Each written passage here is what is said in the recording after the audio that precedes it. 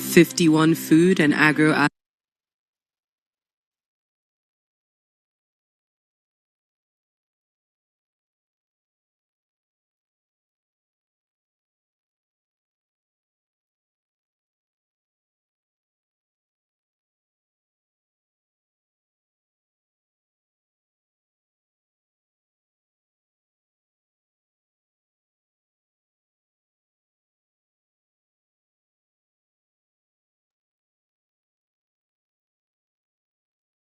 allied product brands, 21 subsidiaries, hundreds of industry accolades, over 100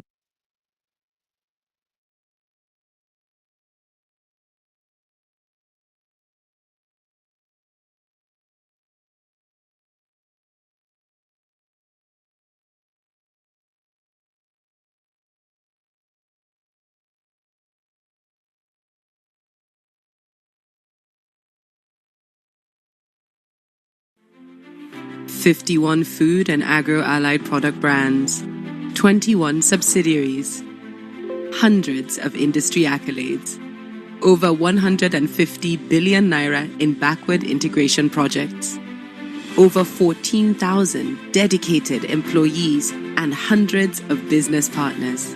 It's 2020 and Flour Mills of Nigeria is celebrating 60 years of feeding the nation through impact investments in critical food value chains, job creation, and community development. Our journey of national commitment began in 1960 when our visionary founder, George Kumantaros, filed an application to establish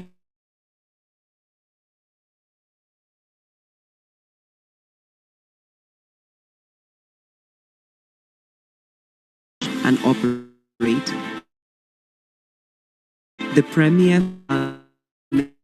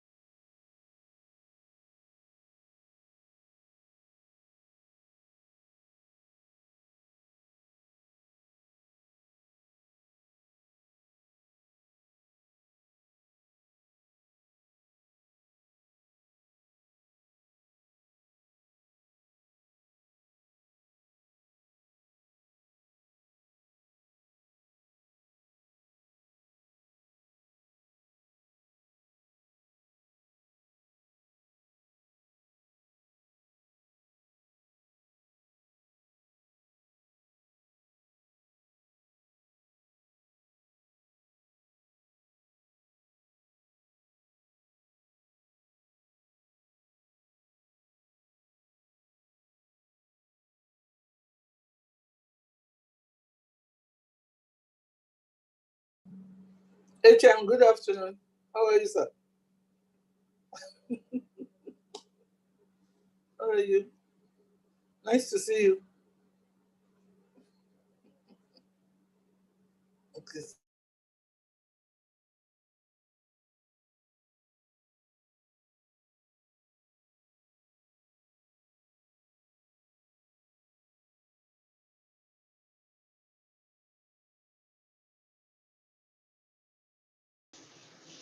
Dere?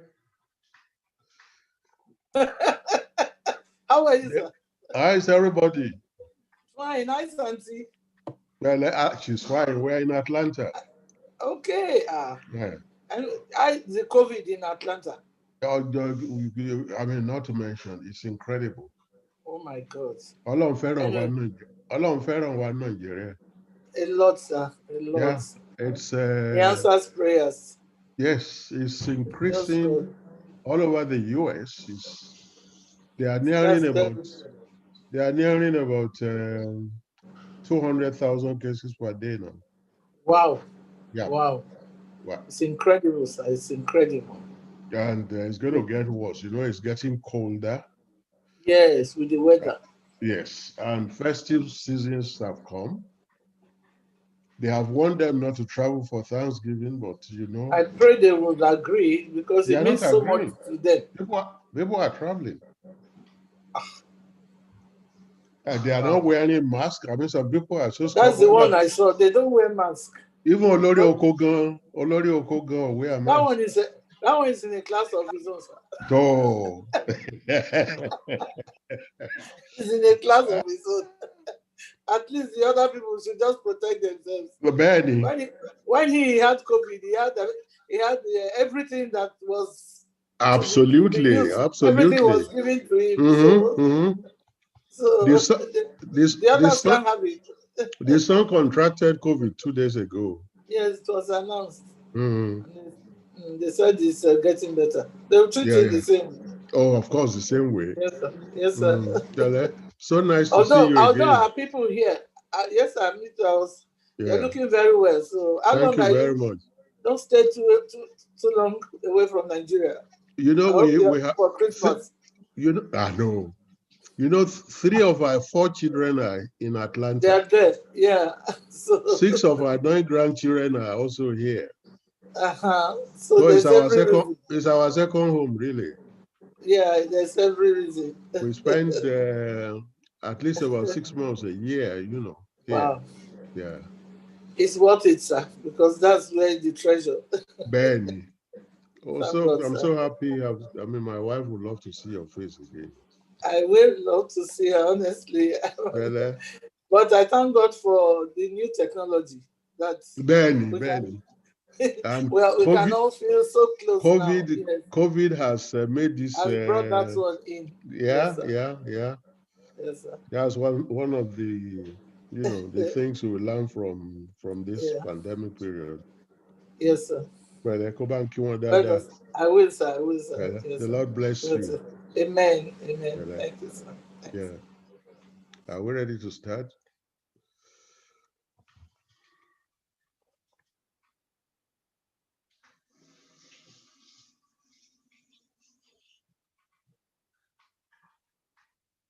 It's 8:00. Where's the host?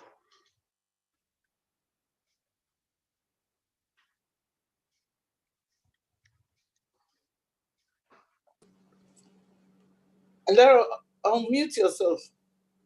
Good afternoon, Good afternoon, Professor Lambo. So nice to be here with you. Hey, Alero. I'm just realizing that I'm a co-host, but I don't know, because no program or anything was given to me. I was just told I was going to comment from the page, grassroots point of view, primary health care.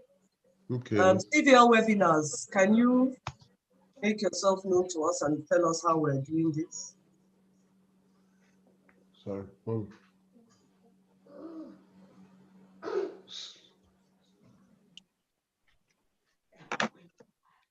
Good afternoon, everyone. Good afternoon, Professor Lambo. Thank you. Good afternoon, everyone. Please We'll be starting in the next 2 minutes. Okay, Prof is online now, so we should be starting now. Yes, good afternoon. Sorry, as we're about to go on, the thing that happens in our country happened, power field, and we had to switch the source of power supply. My apologies. Good afternoon, good morning. I know that Professor Lambo is in the morning, and thank you for waking up to join us at this time. Very dear lead contributors, let me welcome all to the Great Escape series of the Nigeria History series. We are honored to have with us today a league of eminent practitioners who have played very important roles in the evolution of the healthcare sector in our country. As I said in the last session, this sector is of fundamental importance in how we make progress, because human progress is fundamentally one that depends on healthcare and education. Thus, the Great Escape, again, as I said last week, part of the source of the title for the series is the work of Angus Deaton. Angus Deaton is a professor at Princeton who won the 2015 Nobel Prize in Economics, one of whose books is titled The Great Escape: Health, Wealth, and the Origins of Inequality.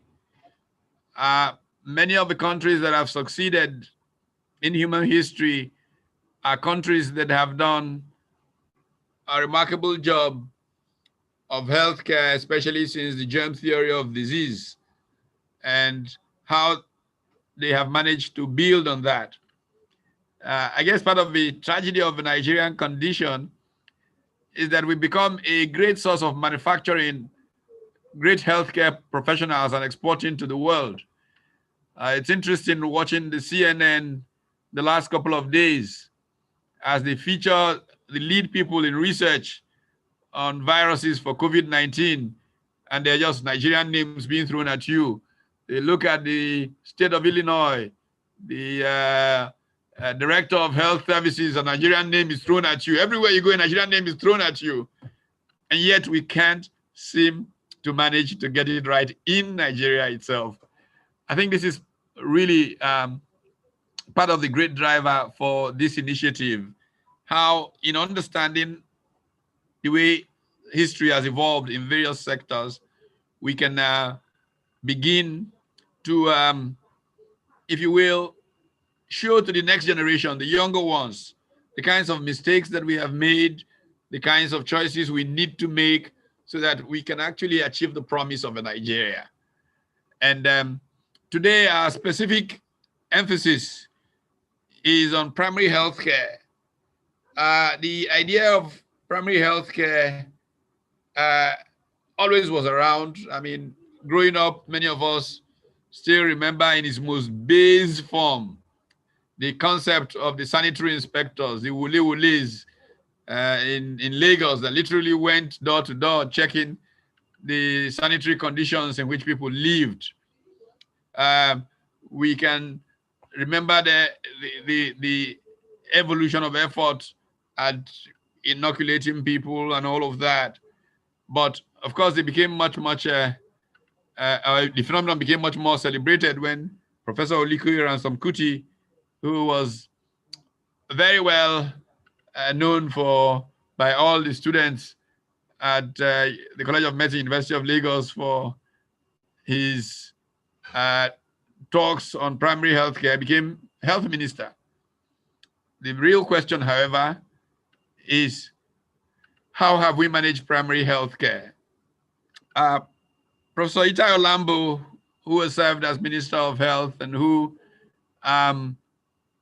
was with us in the last edition, spoke to this subject, and perhaps an appropriate place to start today might be to ask him to really engage us on why primary healthcare still seems to be at an infant stage, in spite of all the work that people like Dr. Dera Woshika, who is with us today, did when they walked that beat. And, you know, why are we where we are in primary health care? It used to be that we manufactured vaccines in Yaba. Today we don't, and we're so dependent on importing. What went wrong with health policy that got us to where we are?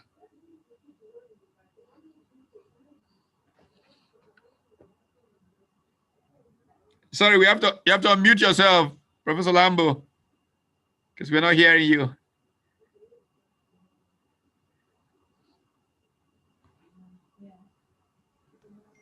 Okay. All right, now we can hear you. Thank you, Pat. If you don't mind, let me just first do very sharply or very quickly historical, development of PHC in Nigeria. Because looking at the history, I mean, evolution, I think is interesting. That will then give us the context, that is responsible for the challenges we have today. I will say that the evolution, from my own perspective, from my own point of view, has gone through about 4 to 5 stages. And of course, you can't talk about primary health care without mentioning the role of Professor Olikoye Ransom Kuti, as you have just mentioned. So the first phase was 1975 to 1980. That was during the time of the third development plan period. That period witnessed the attempt to initiate the health system development with PHC as a cornerstone. And as you rightly mentioned, even from then, not when Professor Kuti became minister, from 1975-76, Professor Olikoye Ransom Kuti was a key player in that phase 1. At that time, there was a National Health Implementation Plan for Basic Health Services scheme. It was a semi-autonomous implementation agency, and Professor Olikoye Ransom Kuti was invited to head that semi-autonomous agency. Indeed, that was when I first met Professor Olikoye Ransom Kuti, and I didn't detach myself from him until God said it was time for him to come home. Now, that implementation plan, unfortunately, was not informed by any clear policy framework. It was then called the Basic Health Services Scheme. And the objective, two main aims of the scheme were, one, to increase the proportion of population coverage with health services from about 25% then to 40%. And the second one was to provide a platform for correcting imbalances in the provision of health care. And the two imbalances were largely curative rather than preventive. And the second one was, it was urban bias. So the scheme was to correct these two things. Now, there was a concept, a key concept of BHSS, and that was the basic health unit. A basic health unit was meant for an LGA with a population of about 150,000. And it was to have the following structure: 1, a comprehensive health center; 2, 4 primary health centers; 3, 20 primary health clinics, and then 5 mobile clinics in each local government with a population of about 150,000. Also, new categories of health workers, community health workers and community health assistants and supervisors were to be trained in 19 schools of health technology. And the CHOs who were to head, the new facilities were to be trained in the teaching hospitals. That was during that period. Unfortunately, Professor Olikoye Ransom Kuti was invited as director, but I think he lasted about 2 years. He didn't, wasn't director to the end. And of course, the scheme failed. And when I was in the university, I used to be interested in doing some analysis, and I did an analysis of that scheme. And of course, there are so many reasons why the thing failed. One is that there was poor commitment from the officials in the ministry. Indeed, Professor Olikoye Ransom Kuti was not really welcomed as such, because what he was implementing was different from what the bureaucrats wanted. Then there was poor budgetary allocation to the scheme. The principles of PHC were not really followed. And then the training institutions did not adequately prepare the people who are being trained to set up primary health care. And then many of those people trained didn't want to go to the rural areas. Like I said, there was no policy framework. There was a plan, but no well-articulated policy framework. So that was then phase 1. Ironically, phase 2, which was 1986 to 1992, Professor Olikoye Ransom Kuti was a key player. The system they were trying to implement at that time, or that he implemented, is known as the district health system, or the LGA-based primary health care, which was really what Alma Ata, preached. So he was invited. He became minister 1986, and he was there till 1992. And of course, that was the irony of fate, of life, that he got frustrated out because we had a chat, and certainly was frustrated out when he was director. And he had the opportunity of becoming minister to implement primary health care. Now, the approach this time was well-defined. We had no formal, comprehensive health policy before. Policy statements were made in the National Development Plan, but we didn't have a document that we call the health policy of Nigeria. But Professor Olikoye Ransom Kuti developed the first comprehensive national health policy and strategy. And it was entitled National Health Policy and Strategy to Achieve Health for All Nigerians. This was in 1988. So, and PHC was the cornerstone of that policy. Now, Professor Olikoye Ransom Kuti then decided to implement primary health care the way it should be implemented. And there was a directorate of PHC created in Ministry of Health for the first time. And the country was also organized into 4 zones for the implementation of primary health care. Now, you couldn't have implemented this PHC all over the country. So he had to pilot, and he selected 52 local governments. There were criteria for selection all over the country, 52 LGAs to pilot the implementation of primary health care. Now, the implementation, the plan for the implementation in these local governments was evidence-based. And this is one of the reasons why I think, the implementation succeeded.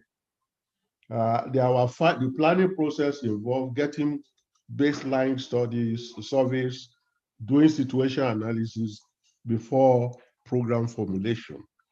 Then secondly, there was provision of $500,000 naira seed money for drugs and facilitators by the federal government. Thirdly, there was the establishment of essential drug scheme and drug revolving fund in line with the Bamako initiative. I don't have time to go into all this.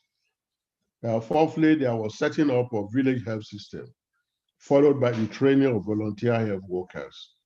And then, of course, things were done well. The conception was very clear and the implementation was very clear. And so the pilot really succeeded. And the many other local governments, the implementation was extended to other local governments.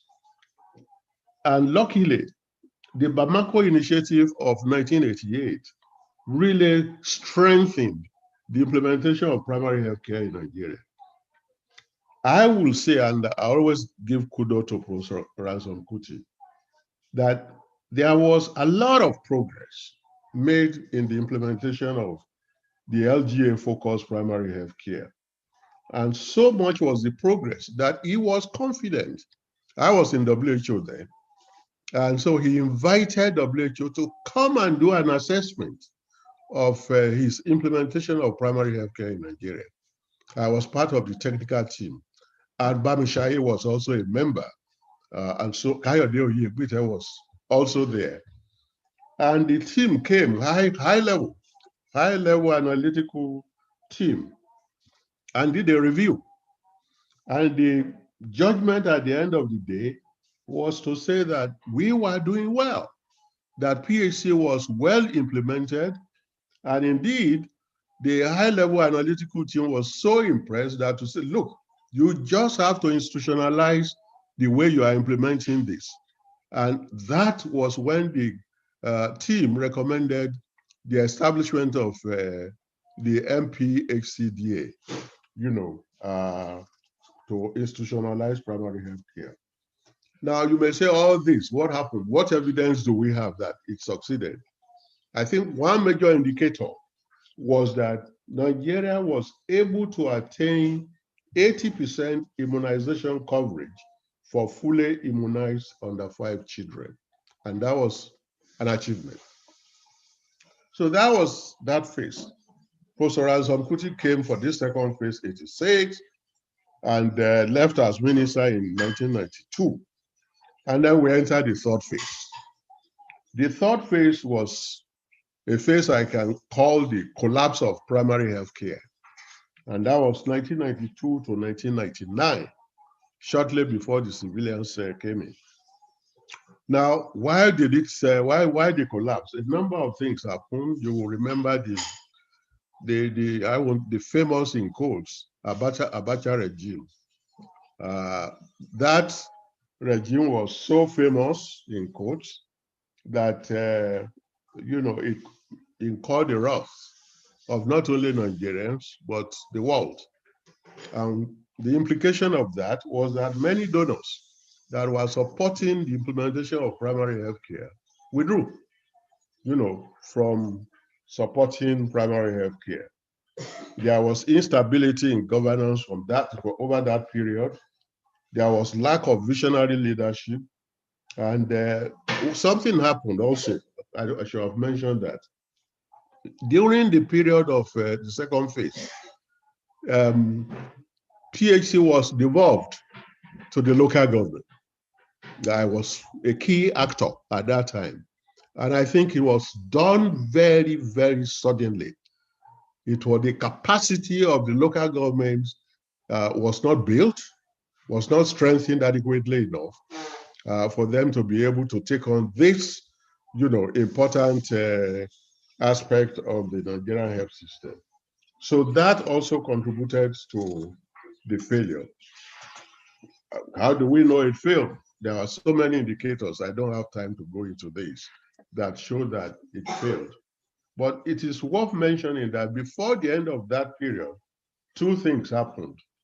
One was that the PTF, Petroleum Trust Fund, was set up and it was supporting the implementation of primary health care during that period, 1995 to 1999, I think. I can't be specific. I mean, I can't be too sure about the dates. And secondly, the race here, but she was not there then. The national program of immunization was set up, I think 1997 or thereabout. So that was that phase. Then came the fourth phase, which is from 1999 to 2007. This coincided with the first, with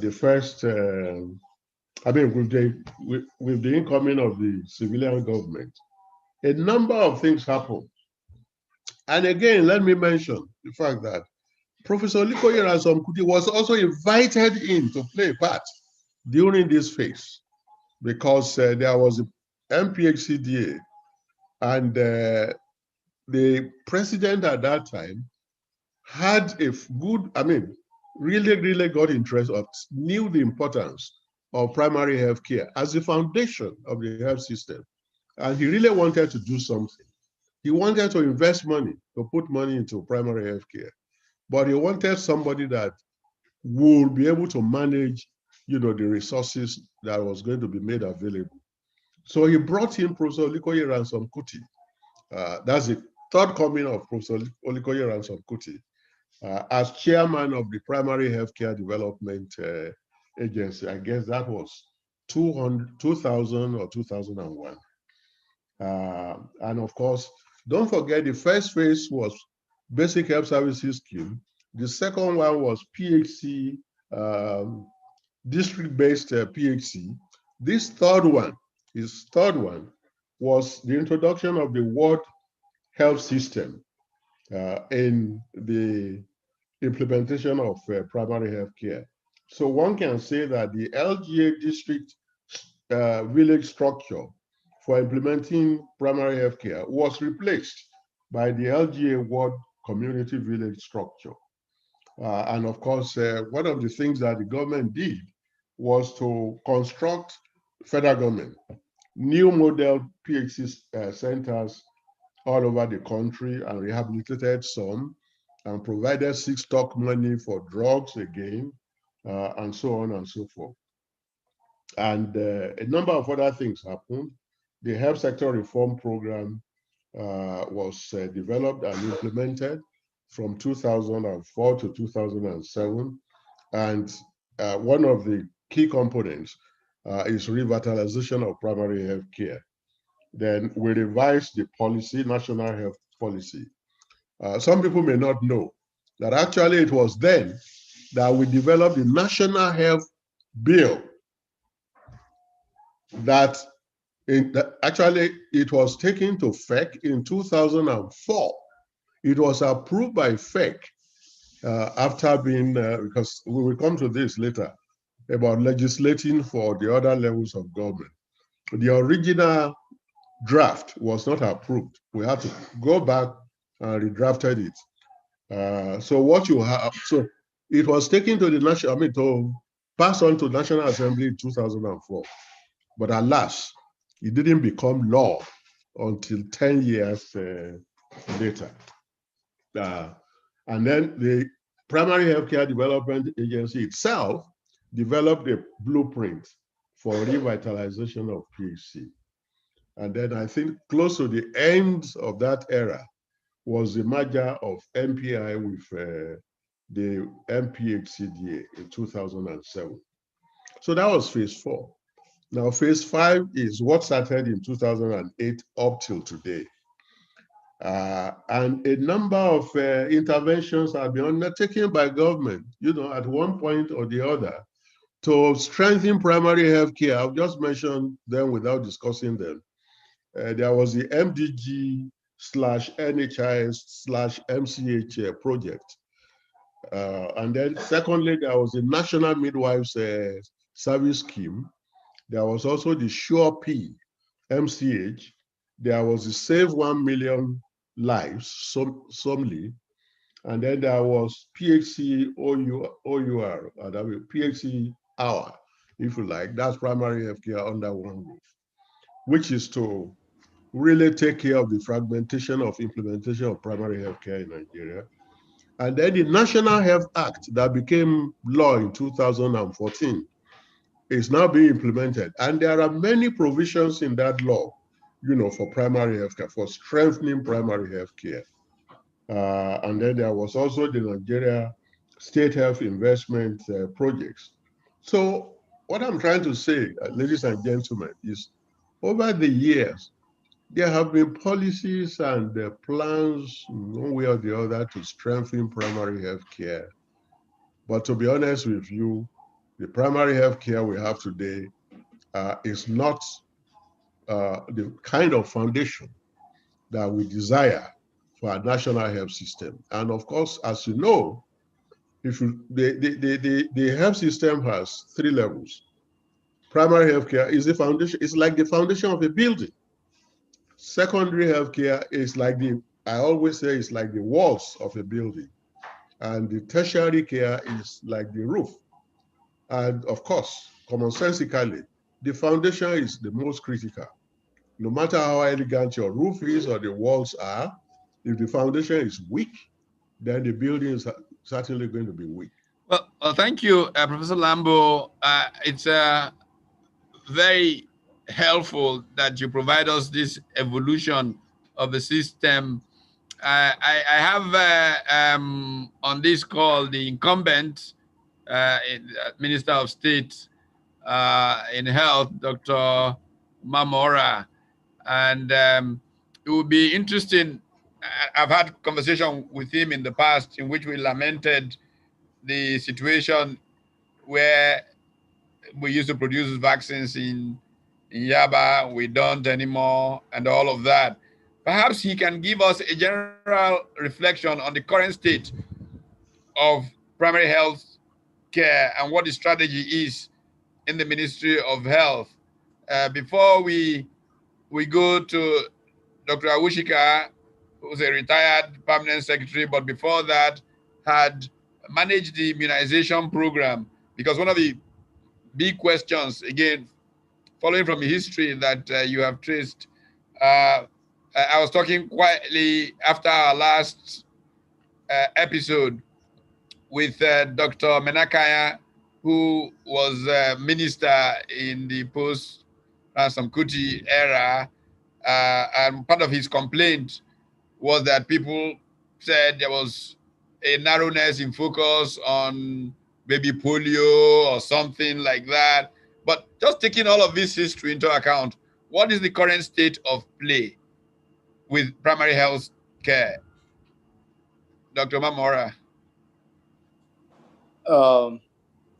Prof, thank you very much for putting this together in line with what you've always done, trying to bring people together and brainstorm on issues affecting our development in general.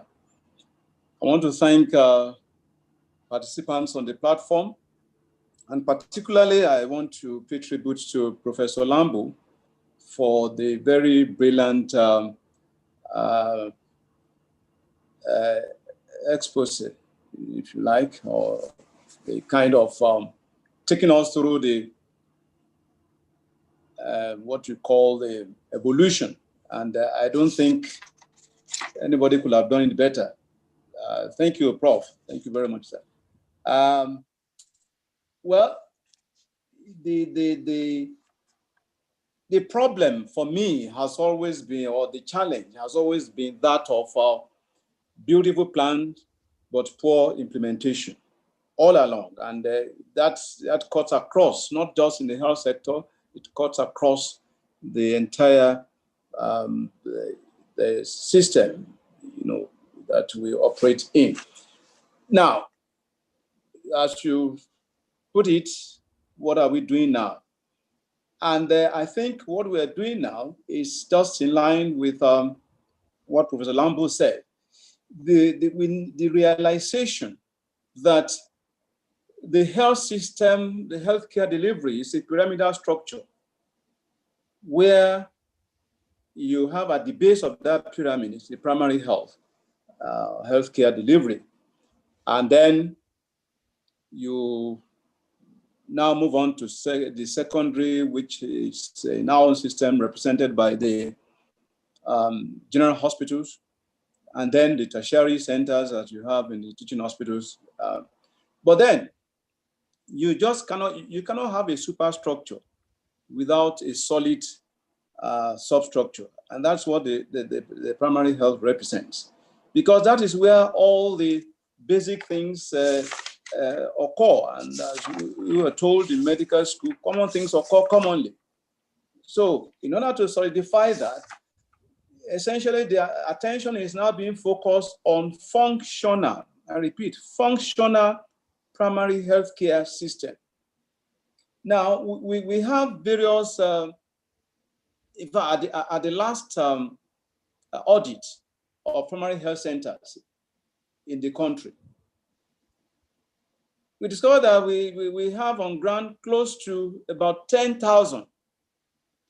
No, close to 30,000, not even 10,000, close to 30,000 primary health centers, and over 2/3 of which are in dysfunctional or not even functional at all, zero functional state.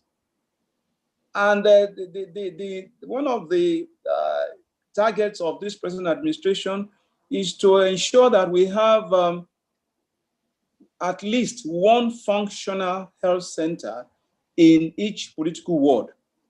There are about 10,000 political wards, 9,800 and something, but let's just round it up to 10,000. So that if you could have one functional, and when we say functional, we are referring to not just the physical structure itself. We want to be sure that in addition to appropriate physical structure of that health center, you also have water. Water is available. You want to be sure that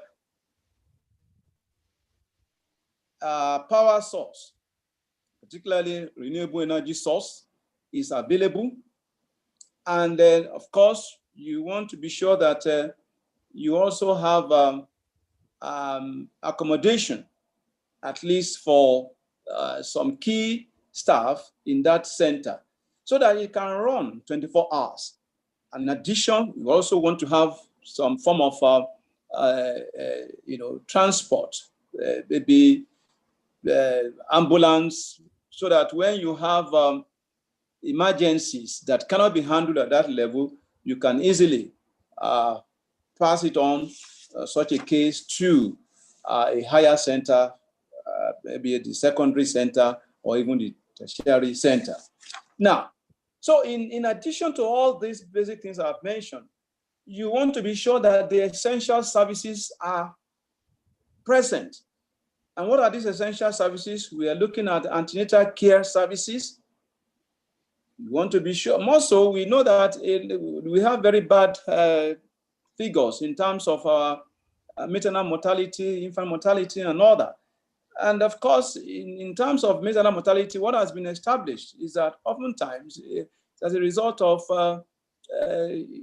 labor or pregnancy-associated issues, bleeding in pregnancy and all that, and you do not have the wherewithal to move these patients to higher centers that will be able to manage the situation. So, antenatal care services, family planning services, immunization services, and of course, the basic health education services, water, sanitation, hygiene, very, very critical. And of course, you want to have the essential drugs available. One of the commonest ailments we have in this country afflicting our people is malaria. What you have is you have a situation where cold cases, routine cases of malaria, we're not talking of complicated malaria cases. Routine cases of malaria they even go to the tertiary centers, they go to teaching hospitals, not even the secondary centers. And thereby, these secondary and tertiary centers, they get choked up. They get choked up and clogged with cases that ought to have been attended to at the primary care level. I mean, a lot of cases of just diarrhea disease with some bit of dehydration that can be ordinarily managed at the primary care level. We cannot manage them because the routine the services that are supposed to be there are not there. So this what we are trying to do is to ensure the functionality of these centers, and then we can say that, well, we are starting something that is proper and appropriate. Then, of course, you want to be able to, your record system, you want to be able to have proper record keeping and record retrieval for data analysis and all that. That's why the energy, or the regular source of energy, is very critical. Of course, you want to be able to preserve your vaccines. You cannot preserve vaccines where you have epileptic power supply.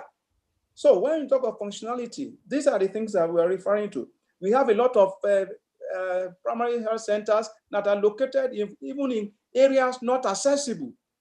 So if a center is located in an area that is not accessible, how can it be functional? How can it be made? How can people get the services in these areas? So these are the things we are trying to do. And in so doing, we are reaching out to particularly our colleagues, members in the National Assembly, because a lot of these centers, they have been attracted to their constituencies without taking on board the factors of accessibility in order to achieve functionality. And we are saying that rather than building new ones, because we already have virtually enough centers on ground, but we need to now revitalize, as mentioned even by Professor. Dr. Mamora, is it not possible to rethink the whole system? The last time that we engaged with you in the middle of the pandemic, we at CVL here were developing an initiative that we called Neighbors Caring for Neighbors. Part of what we were suggesting was that companies located in certain areas could collectively twin with poorer neighborhoods, and if there were upper middle class neighborhoods not far from there also, create a tripartite engagement in which, say, local government representing government and being the one technically responsible for managing primary health care. We'll get to this business of which tier of government is responsible. And then we have this private sector organization, these individuals getting together and saying that we will take care of things like primary health care for that neighborhood. The companies, the examples we used, take the Lekki axis. You go, you have the VGC, you have a Nikon town. Across from them, you have in the Jakonde state where you need some serious primary healthcare services, and somehow an NGO helps organize all of this, and you have that provided. Neighbors care for neighbors, and they're more comfortable with each other, so that nobody takes on the other when there is a crisis, because they know we're caring for each other. Is it possible that an initiative like that can be worked into the structure of managing? Because we know with our experience with government that, either for whatever reasons, people don't think of that which belongs to all as belonging to anybody, and therefore they are probably managed poorly by government. But if a private sector, if a Nigerian breweries is taking on that as its responsibility for its neighborhood, and some middle class people have a stake in ensuring this, and somehow they have a council that is responsible for managing, this facility, then it works. Government just comes in primarily as a supervisor and agenda setter. Resources come from the private sector. The NGO is providing assurance of what do you think of that initiative, Neighbors Caring for Neighbors? We proposed that months ago. Yes, Prof. You see, there is nothing that one can say is impossible. But again, a proposal has to be brought to the table and be properly interrogated, and then you now have when accepted, they now have an implementation process. This is the way, because all this that I've talked about, these are things that these are thinking in government circle. We are not saying that government will be able to do all these things alone, and that is why this private sector initiative, or a kind of public-private partnership, is very key in all this. Because what I've just discussed, or what I've just mentioned, they are issues that have to do with government, but you also have the private initiative too that is there, which can be brought on table, but will have to be properly, interrogated and then factored in. For example, again, you in all these I've mentioned, I've not even talked about the traditional, medical practitioners, or traditional people, or the various forms of herbal practices, which also constitute part of our primary healthcare services, whether we like it or not, because they are real people. Our people go to them, so we must bring them up and have a way of integrating them one way or the other. Because whether we like it or not, we still have our traditional birth attendants who also they give some kind of primary health care, if you like. We have our, even the mental health therapists and all that. Those people are there. So we must harness all this. These are part of the resources in the system that we need to harness them and do the needful in terms of whether we have to upgrade, whether we have to give appropriate education and all that. We have to integrate them. We have people who have, accidents and suffer bone fracture, and they still go to these traditional bone setters and all that. They are part and parcel of the system, whether we like it or not. So we must look at how best to harness this, and of course bring them up to speed and do the needful. Because the bottom line is to see how best we can reach our people under the what we call the universal healthcare coverage, which is the ultimate. So everything has to be taken together, and then we look at what is best in the circumstance to achieve the universal health coverage for our people. Well, thank you. Let's perhaps turn briefly, before we return to you later, to Dr. Daria Woshika. The challenge of the immunization programs that we have run, and she has had a frontline role in that. Where are we? Why are we where? I know you left that role. You went on to roles as permanent secretary in energy and all of that before you retired. But from the perspective of the days when you were involved in the program, what were the biggest challenges? Why did we achieve success where we achieved? And we did, I think, achieve remarkable success in some areas with immunization programs. And what should we be doing or thinking of doing today to deal with that significant part of our primary healthcare programs? Thank you, Prof. Thanks for the invitation, and thanks to the panel members as well. I also want to recognize that I served under Professor Ita Nambo, so he knows the challenges. And I also am happy that Minister Mamora talked about functionality of the primary healthcare centers. Let me just say one thing on this panel is that we would never manufactured vaccines. We manufactured only yellow fever vaccine limited quantity in Yaba. All our vaccines are imported, including yellow fever, up to now. During the regime of President Obasanjo, with his support, we were able to sign on with UNICEF to procure all our vaccines. Prior to then, the cost of vaccines, because of the quantity that we buy, that is not much, is very high. But UNICEF buys for over 104 countries. So they are able to negotiate prices that are very, very good so that we can have enough vaccines in the country. So just to clear on that issue. And that's what still operates till today. That was a good one there.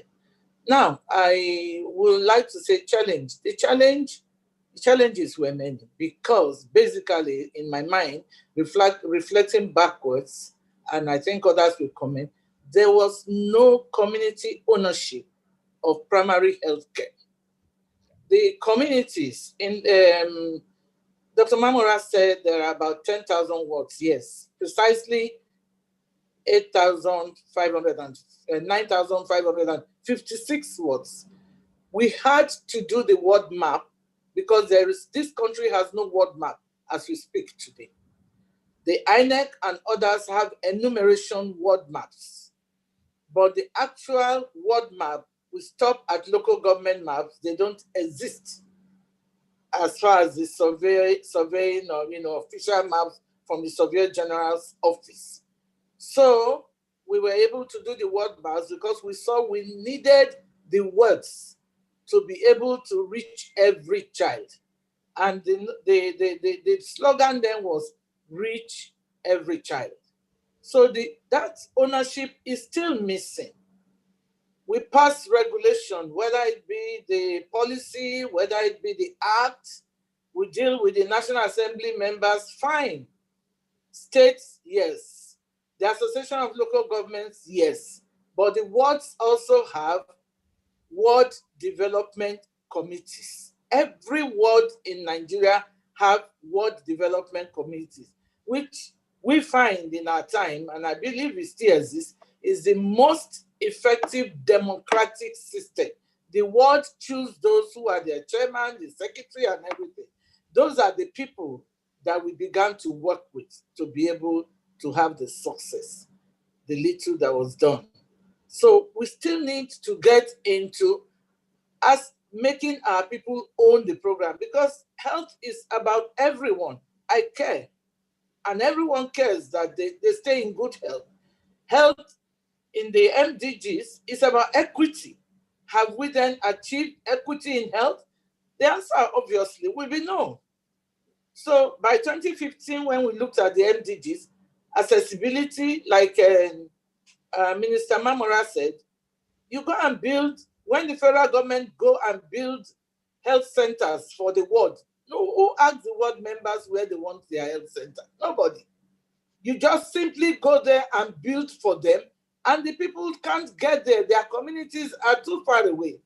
I remember us going through water, wearing short knickers to be able to reach communities, to be able to immunize them.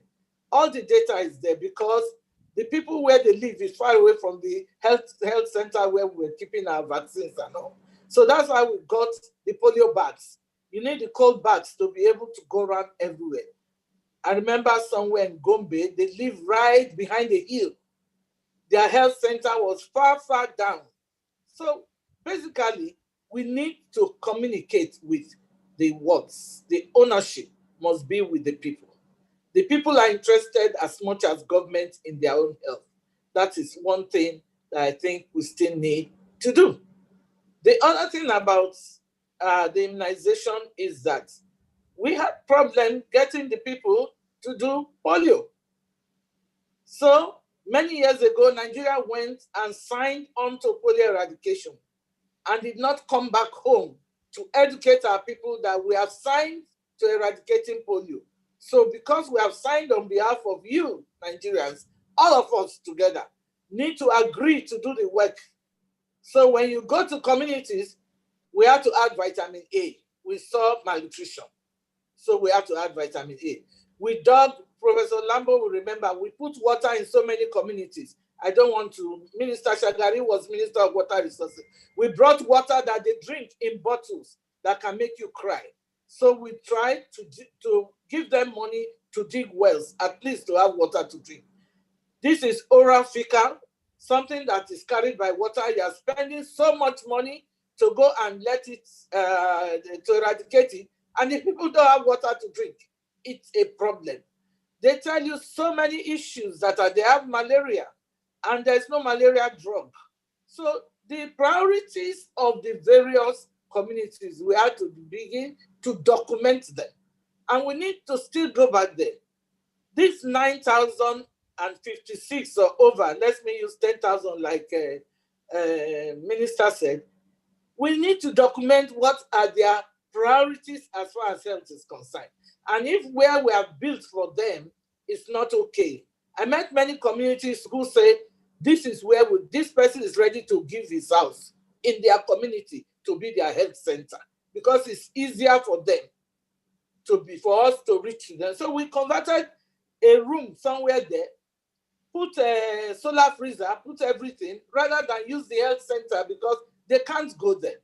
So these are the issues. We need to go back to the drawing board, and whatever we have made of the Health Act, they need to understand what's their rights in this Health Act.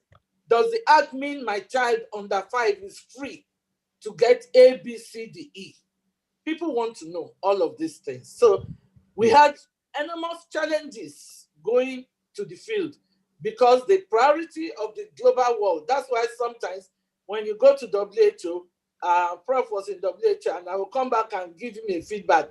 Give us money because we need money for other things. You want money for polio eradication. We don't have that money. If you don't give us money, we cannot eradicate polio because we have competing issues down here.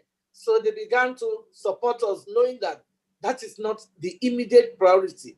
There are people who children were paralyzed, definitely, but they will still think there are other priorities. So we have a problem with that. We have a problem with misinformation. So we need to educate our people in the language that they understand, with the knowledge that they need to get.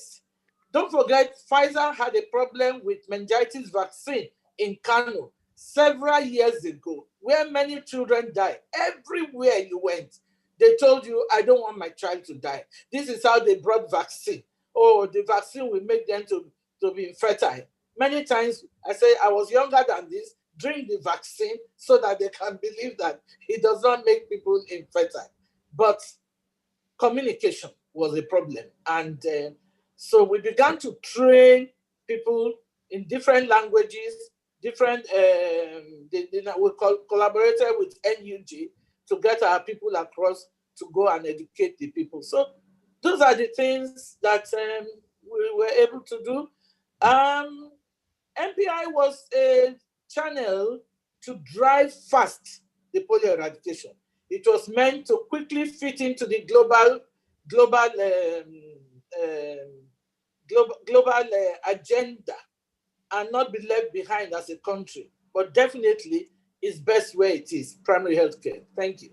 Well, thank you so very much. I would like to return to the global arena and the fact that healthcare, really affects everybody. But the communication bit is what I'd like to take on in inviting Dr. Alero Roberts. Dr. Roberts has been a very, very engaged practitioner, and in recent times has, through the work that she has done and repeated appearances on television, helped to connect to issues, especially around the current pandemic that we're dealing with. But generally, in her work, she has faced down these issues. Perhaps she can share with us some thoughts on the huge communication challenges that have affected primary health care and what, in our experience, remain the bigger problems that we need to tackle to be more effective at the primary health care level. Thank you very much for having me, and truly it's an honor to be on the same platform with Professor Itai Olambo, the Honorable Minister of State for Health, Dr. Mamora. You guys are people that I've looked up to all my professional life. And you're very correct, Professor Utomi. There have been huge challenges with the miscommunication, and the pandemic only served to show us what the issues are. And as Auntie Dering has said quite eloquently, you know, when you have, and I'm even reading it on the chat, Professor Konofua, you are very, very correct. When you actually engage with the grassroots and you actually engage with the people at the base of the pyramid, it is astounding to actually then come into contact with their perception of disease causation or their perception of government policies and their absolute lack of trust in anything that the government is doing. That actually has become the major stumbling block that they're dealing with. Very, very recently, I mean, everybody knows that I was the personal assistant to Professor Grange, and this thing came at me at that time. I had no idea what we're dealing with, that there was a huge block of mistrust that the grassroots had about anything that the government was doing. I remember hearing some stories that really made my hair curl. We came into the pandemic, and of course, in the beginning, there was the lockdown of Lagos and FCT states and Ogun State, I believe. And in the first 2 weeks, when there was supposed to be no movement, to my shock and horror, we would go out to do door-to-door case search and everything, and life was going on as usual. All the people were out on the streets selling their markets in areas like Ijora Badia, in areas like Alimosho, in the inner, you know, when you're getting into the Aja area. And they're like, there's no such thing as COVID. There's no such thing as COVID. Basically, we have lost the trust of the people. And that is what is so sad. And I like so we've gone on, and one of the things that we had a challenge with as the Association of Public Health Physicians of Nigeria, the Lagos State chapter, is that everybody assumed that, oh, we're just coming out to trumpet the government's position and generally just say whatever the government is saying without actually challenging them. And then people got more interested because the APHPN, we always say it, we're not state, we're not federal, we're not this party, that party, or the other party, we're not this religion or the other religion.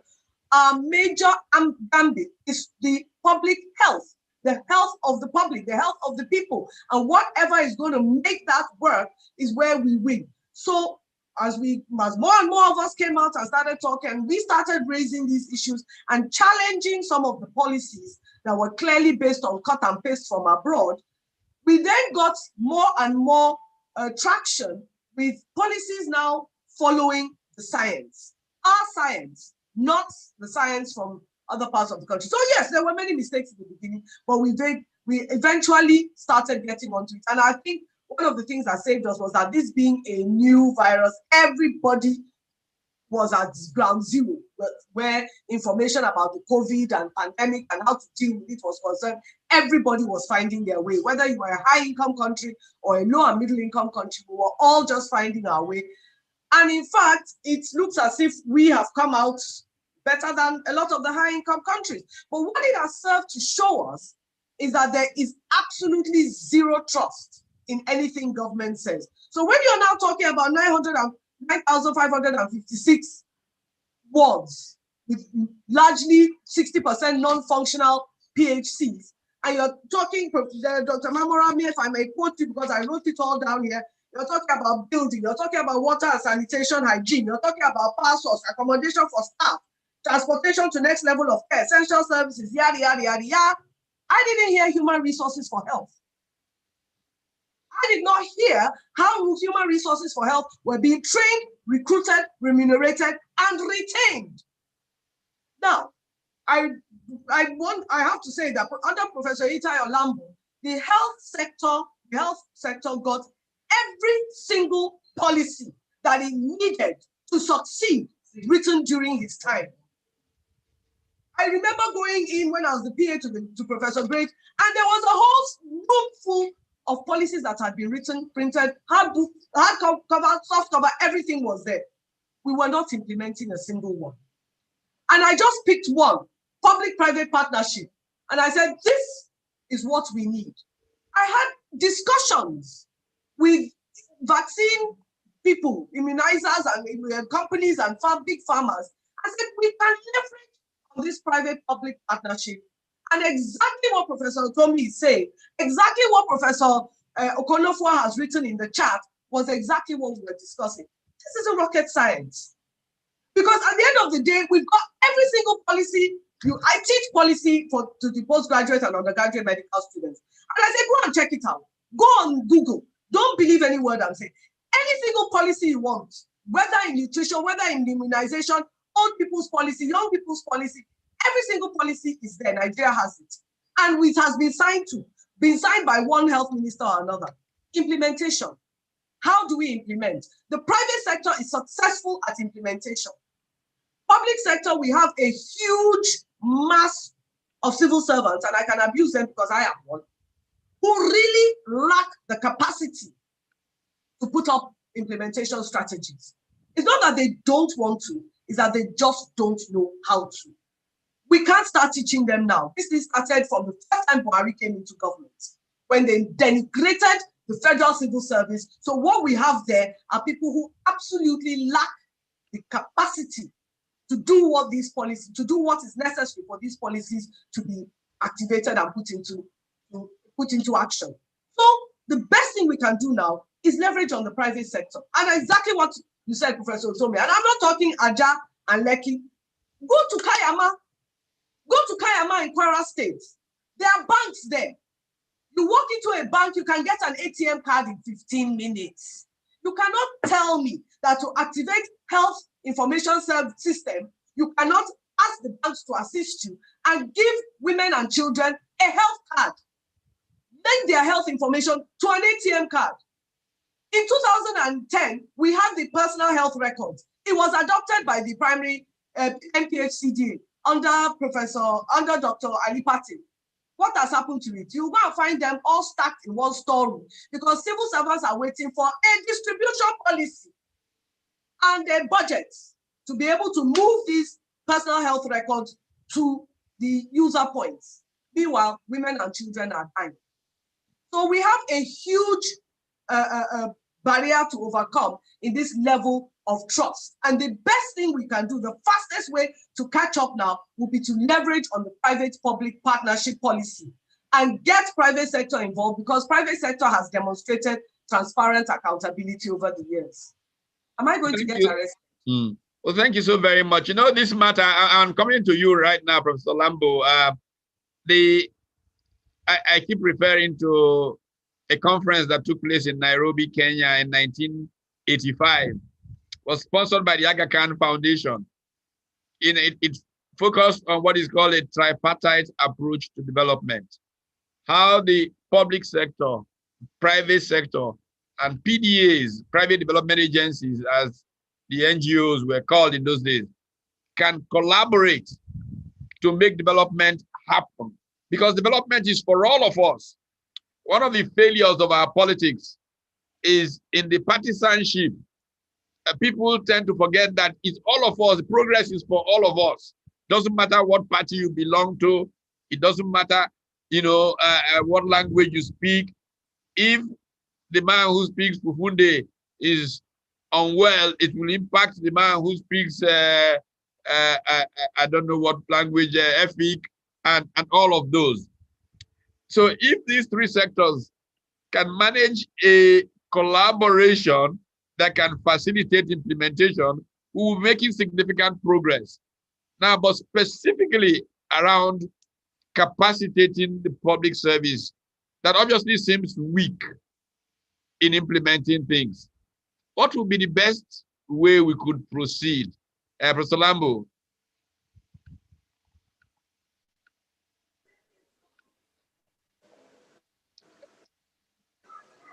I think we need to unmute you or unmute.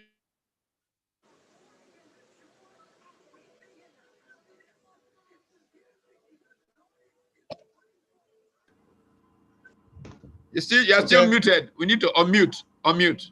Yes, I've done that. All right. Okay, great. Can you hear me now? Yeah, I can hear you. Okay. Sorry, I'll come to your question, Prof. But I just want to touch a number of issues that have been raised. One started with you because we are talking about, we used to produce vaccines in Yaba. What has happened? And I think they tried to address that. She was right that we were only producing yellow fever vaccine at that time, largely yellow fever vaccine. One major problem why some of these things are happening, including the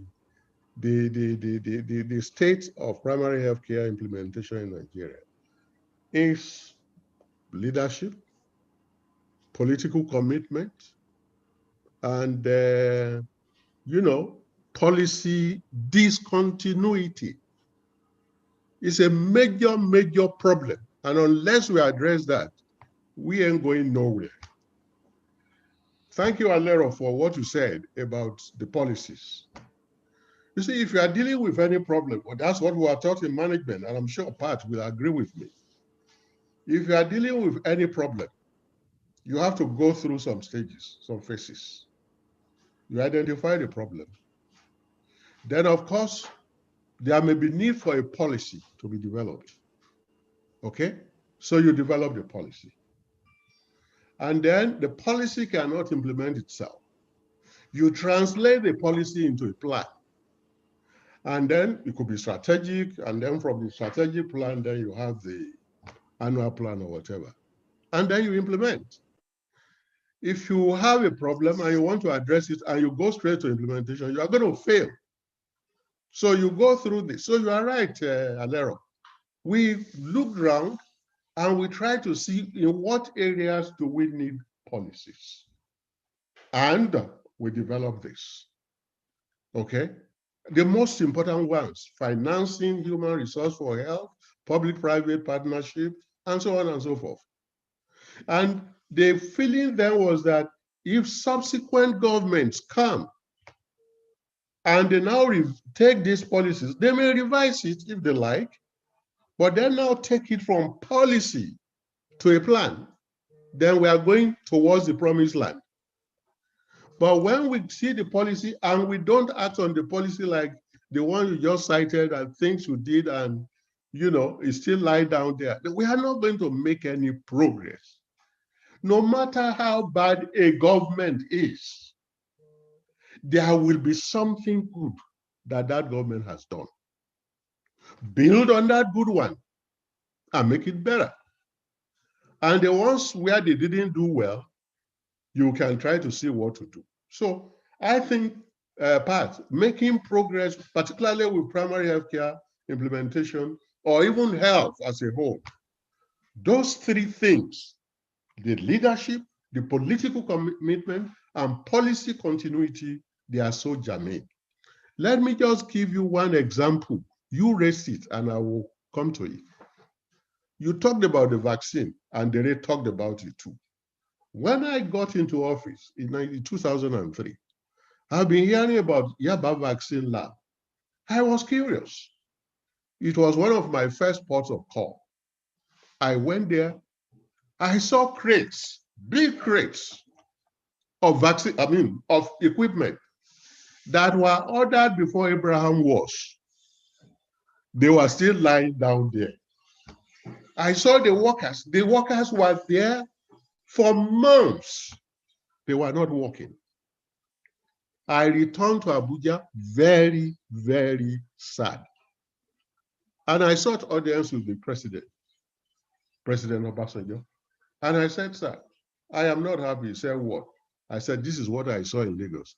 Once upon a time, not before Abraham was, I was told that they were manufacturing vaccine, and we were even yellow fever vaccine. We were even exporting to some countries in West Africa. I said, sir, we have invested money in machine. Can we? Government producing, I will never support it. There are certain things government should not do. Government should provide the environment, the policy, and then regulate. So I said, we should not go into production per se. And this question of public-private partnership came in. I said, let's shop around, get some, private establishments interested. And we went around. We we contacted 3. And May and Baker was very interested in coming up with a joint venture. We even went as far as sitting down talking, 7 board membership, 3 from federal government, but the chairman will be from federal government. Then we have 4. We worked all these things out, and we were going to sign a memorandum of understanding and hand over the thing, largely, more or less, the technical part, to the private sector. Part. As soon as we left, that was the end of it. It was not until, I think I was saying last year or so, that government, or 2 years ago, that government was looking into that thing again. Can you imagine if we had continued with that? God knows we will not be only producing yellow fever vaccine, we will be producing some other vaccines. So that's why the leadership is so important. I don't know where we are with respect to that project. Then the other thing, when you talk about commitment as an economist, to me, there is nothing like commitment if you are not talking about money. It's not for you to say, I am committed to health. I am committed to primary health care. That doesn't fly with me. And I'm sure, Pat, it doesn't fly with you either. You must put your money where your mouth is. The funding of primary health care in Nigeria today, even health as a whole, is totally ridiculous. We brought leaders, African leaders, to Abuja in 2001 or whatever. And we agreed on the Abuja target of 15%. We invited them. We signed the agreement. We were signatories to this. Up to tomorrow, the best we have ever done, given my analysis, is something like about 7%, a little bit less than 7%. Right now, I think it's about 4% or even less than that. That's at the federal level. When you go to the state, Jesus wept. It's ridiculous. And we are playing politics. I will give you an example. When we were doing our health sector reform, I took my health sector reform campaign outside Abuja. I went to the states. I went to a state in the north, and I was preaching and reminding them about the Abuja target. Yes. And this man, this governor, I won't mention the name of the state, and I will not let you, be able to have an idea. But it's a fact. So I said, it must 15%. And the governor, after I spoke all the grammar, he said, Minister, I disagree with you. It was a governor of a state that was in opposition there. So I said, hey, Your Excellency, so what are you saying? He said it must be at least 20%. I said, oh, yeah? So I have a convert here. I said, are you sure? He said, yes, that they are doing well. Good. I went to the adjoining state, but I was coming back to his state to sleep. And to sleep in his one of his guest alley. So I told the commissioner, I said, do me a favor, because I'm hearing a very good story from you here. I said, help me check.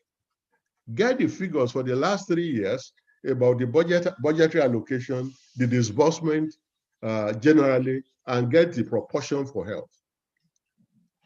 Ladies and gentlemen, when I did simple arithmetic, calculating, you know what the allocation, even the theoretical allocation was 4%.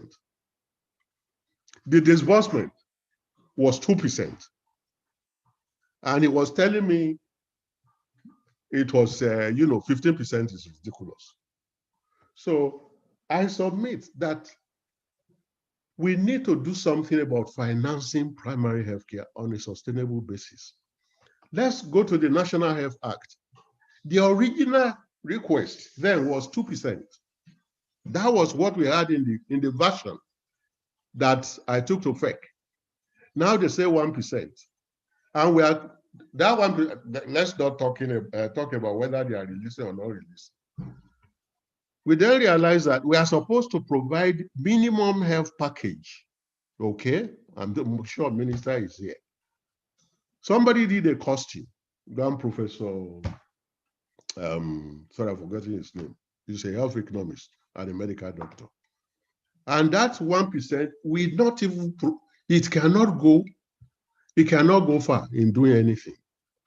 And that is the only, sustainable, when I say sustainable in quotes, because they may not be released, the National Assembly may not release the money. The thing was signed into law 2014. This is 2020. We are almost entering 2021. I think they are probably releasing it for the first time this year. I don't know. I've lost interest. So we need to look at how to finance this on a sustainable basis. Minister, I agree with you. Functional health facilities. That is part of what we do the magic. And I want to give you the experience in my area, because my city, I'm not from a village, I'm from a city called Isolu. At least we have a population of about 50,000. So in that, it's a local government headquarters. We have about 13 primary healthcare facilities, clinics, center. None of them is functional. None. The general hospital there is not functional. There was a year I was told that the state government gave just about 25,000 to operate. To operate that facility. For the whole year. I'm not talking about monthly. So the one key way of really reinvigorating primary healthcare is to do what the ministry is trying to do, or what they have been trying to do for the past 4 years. Those 30,000 or whatever number is forget about it. We need to have a functional, just like the minister said, primary health facility, functional in total. And to make it functional, and that goes to what Alero partly said, it is not government alone that will make it functional. We have to find a way of talking to the private sector. And this is part of what the public-private policy, Alero, was supposed to have done. Okay? That we cannot do it alone. We need the resources from federal, from the other 2 levels of government, from the private sector, and from the community itself. And this is particularly important if we can communicate to these actors the direct benefits to themselves of a functional healthcare system. Absolutely. If the private sector knows how much it is losing from their staff being absolutely, ill, all of those, they can see a direct benefit from this kind of engagement. Absolutely. So, So I certainly agree with the minister. Please, the way to go is get at least one functional center. One center functional in each ward. And like I said, to really have that, you need all parties, all stakeholders to contribute to achieve that functionality. Let me actually take this, on that track, because professionals, stakeholders have they have authority, have power, they should have to affect things. And Professor Koje, who is the president of the Association of Public Health Practitioners, is with us. I wonder what professionals in this area should be doing in a more effective way. We see how, unfortunately, badly things seem to be working between, say, government and ASU in terms of the university system. There is now confusion in which there's a perception that this is a trade union wahala kind of thing, whereas indeed it is about making the university system work. How can the Association of Healthcare Professionals, as a key stakeholder, become a partner that can effectively be part of the governance system that affects how government government and maybe even other stakeholders help the evolution of the healthcare sector to serve the interest of all, to be more effective? Professor Koji. Thank you very much, Professor Tommy, and thanks for inviting me. I must make a slight correction. I'm not the current chairman. I used to be the chairman of the sorry. Association Public Health Physicians. Yeah, you made a very valid point. Professional associations have a big role to play in ensuring that the country moves in the right direction vis-a-vis our healthcare system. When I was chairman of our association, we tried many times. We went on advocacy visits to minister, to the House Committee on Health, to the Senate Committee on Health, governors and all that, and even sensitizing the entire nation during conferences and what have you. We tried, and we can never give up. That's one thing I must say. No matter how bad things seem to be, we must always continue. Yes, you compared it with ASU. ASU is trying. It was ASU that initiated the idea of TED Fund. When they realized that, yes, government was saying there was no fund. And that was how TED Fund came into being. TED Fund as an intervention agency to support government. So in the health sector, that can also be replicated. It can be replicated to provide more funds. Maybe if that is done, the Abuja Declaration, then maybe you'll be able to get more money to fund the health sector. Tax organizations, health staff, that they can pay to support whatever the country is doing. But I must mention one very valid point. There was a time when we went to see the Senate Committee Chair on Health, and we talked about the Abuja Declaration. And she made one very valid point. I think at that point it was Dr. Obasanjo, the president's daughter. And she said, yes, everybody talks about Abuja 2001 declaration, they're not getting enough money, blah, blah, blah, blah, blah. The money that is being provided, the little that is even being provided now, how is it being managed? And that struck me, that registered in my mind. And that brings to the fore the issue of corruption. The issue of corruption, we cannot shy away from it. Money is voted for a particular activity, it is misappropriated, it is diverted in various forms. We talk about primary healthcare centers being located in forests, in bushes, very far away from where people live and work, which negates one of the core principles of primary healthcare, where these centers should be accessible.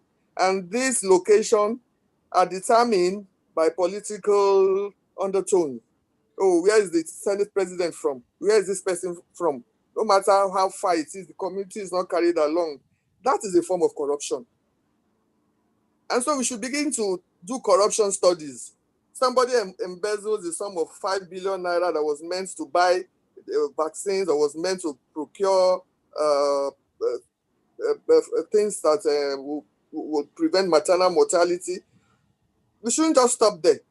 We should translate it into maternal mortality. How many women died as a result of this action or inaction? So it needs to be done. We can never get, we must continue to talk and talk. But I want to say something in addition to the role of the association, because these are some of the things we try to bring up during our conferences, during our meetings and what have you. Nigeria is always a signatory to every declaration, every convention, every agreement, Alma-Ata Declaration, Abuja Declaration, and so on. We come back home, we plan, we design beautiful programs. Of course, these are sponsored by donor agencies. We never sponsor them ourselves. And when these documents are well prepared and done and finished, we dump them in a room.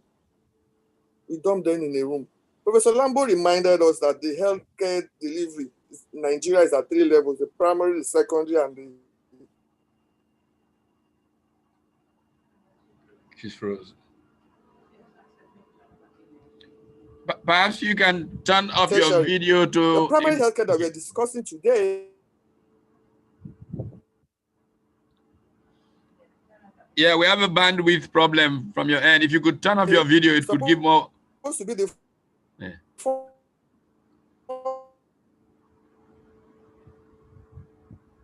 first point of contact of care individual. Excuse me. So I was saying that the primary healthcare, is it better now? Okay, please go ahead. Yeah, I was saying that the primary healthcare is supposed to be the first point of contact of any individual with the national health system, whether you are rich, whether you are poor, whether you are in the rural area, yes, whether you are an urban dweller. But is it so? For as long as we see primary healthcare as being for rural dwellers or urban poor, the people that have no voice will continue to be going around in circles. Very important point. Very, very important. When we were students, when I was a student in medical school, people with normal pregnancies had no business coming to the teaching hospital. They were never booked in loose. But what do we have now? Teaching hospitals are struggling with primary health care centers, competing for patients.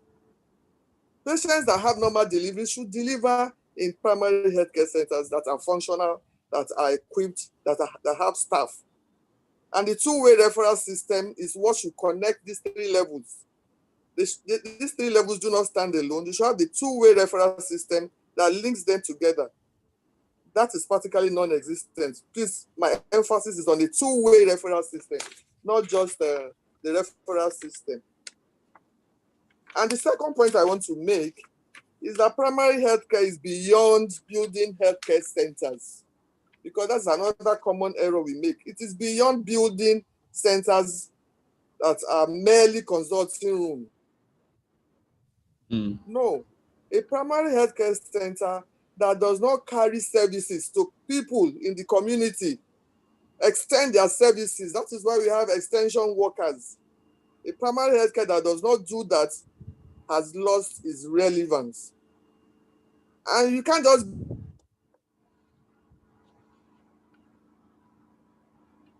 build a primary healthcare center without people you are providing care for. You must, and what have you. So that at the end, you basis, out of this population we're supposed to cater for, we're able to reach and immunize this number of children, this number of women, this number of this number of that. It's not just about building centers.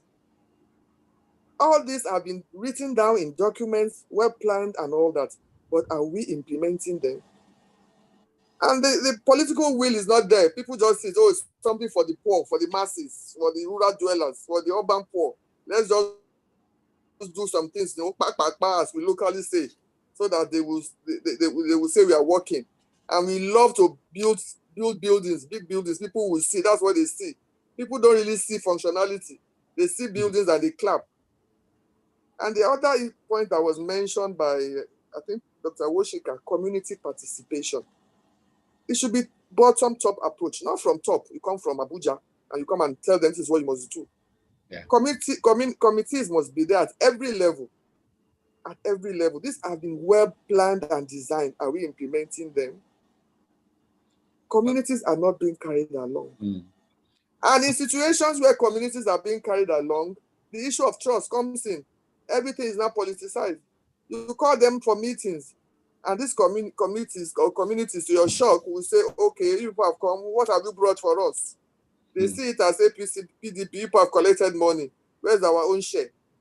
You are coming to provide and plan about their health. They are demanding for money. The point I'm trying to make now is that even the communities have been indoctrinated. They have been defiled. More or less poisoned. They have been poisoned. Even when you are begging them to plan for better health for themselves, they're asking you for money. What have you brought? Where's our own share? Because trust is lacking. Yes. So thank you. Thank you so very much. I think at this point, I'm going to be going back to Dr. Mamora, to engage this subject of physical structure as government effort.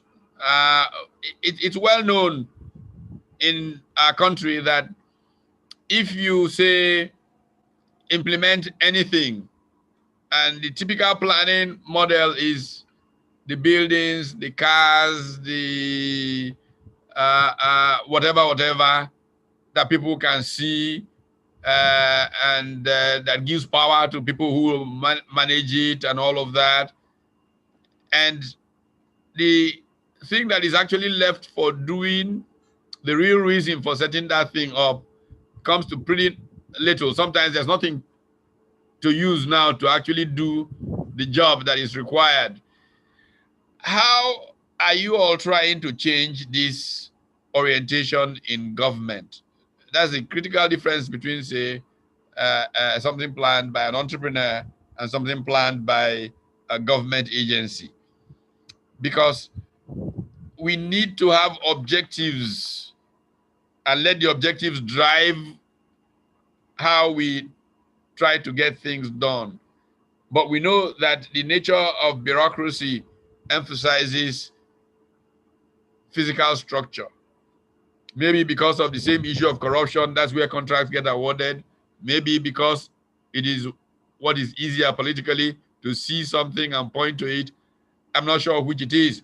But how are you making effort to focus more on, or even using measurement of effectiveness to drive resources towards actually getting things done rather than having physical infrastructure, if you call them those?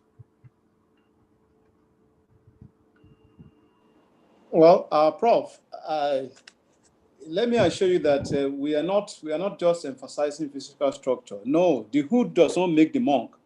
So, I mean, if anybody has that kind of approach, that's a misconception. We are not, and we have never tried to do that. We're just saying that that is part and parcel of the of what has to be in the system. That is just the point we are making. I cannot overemphasize it. The who does not make the monk. And we all had Dr. Awoshika.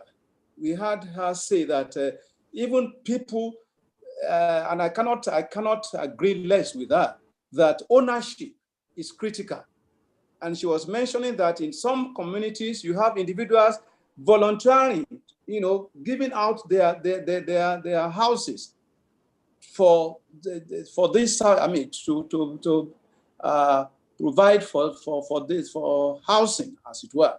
So it's not just about the structure; it's the totality of what is involved. And of course, Dr.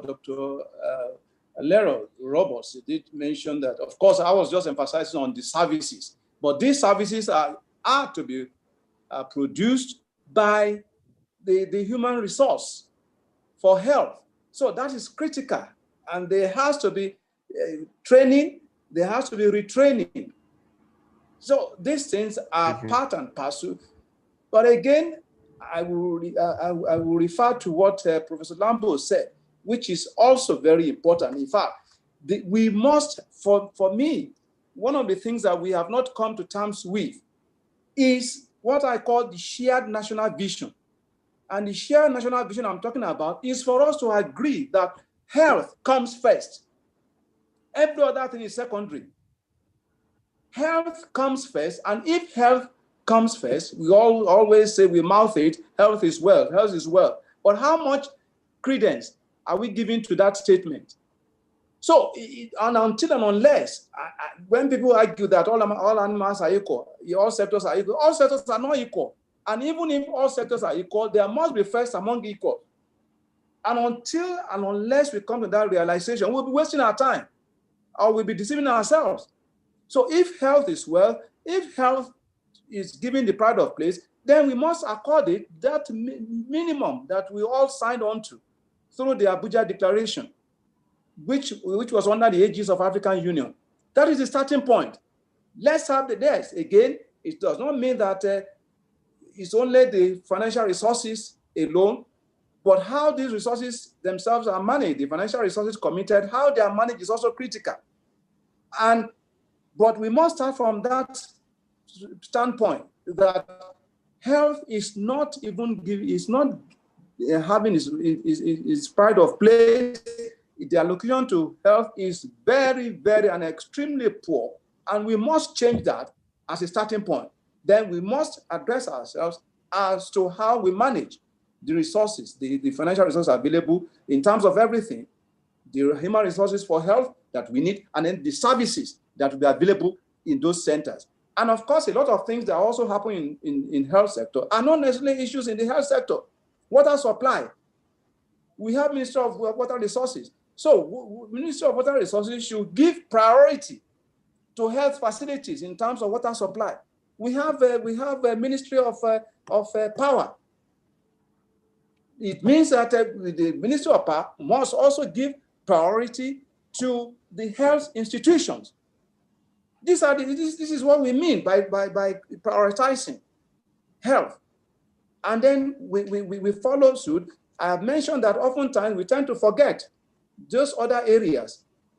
I mentioned the traditional birth attendants. I mentioned the bone setters, even the mental health therapists. These are we have already agreed that the bulk of our people they still patronize these traditional healers because they live in the villages.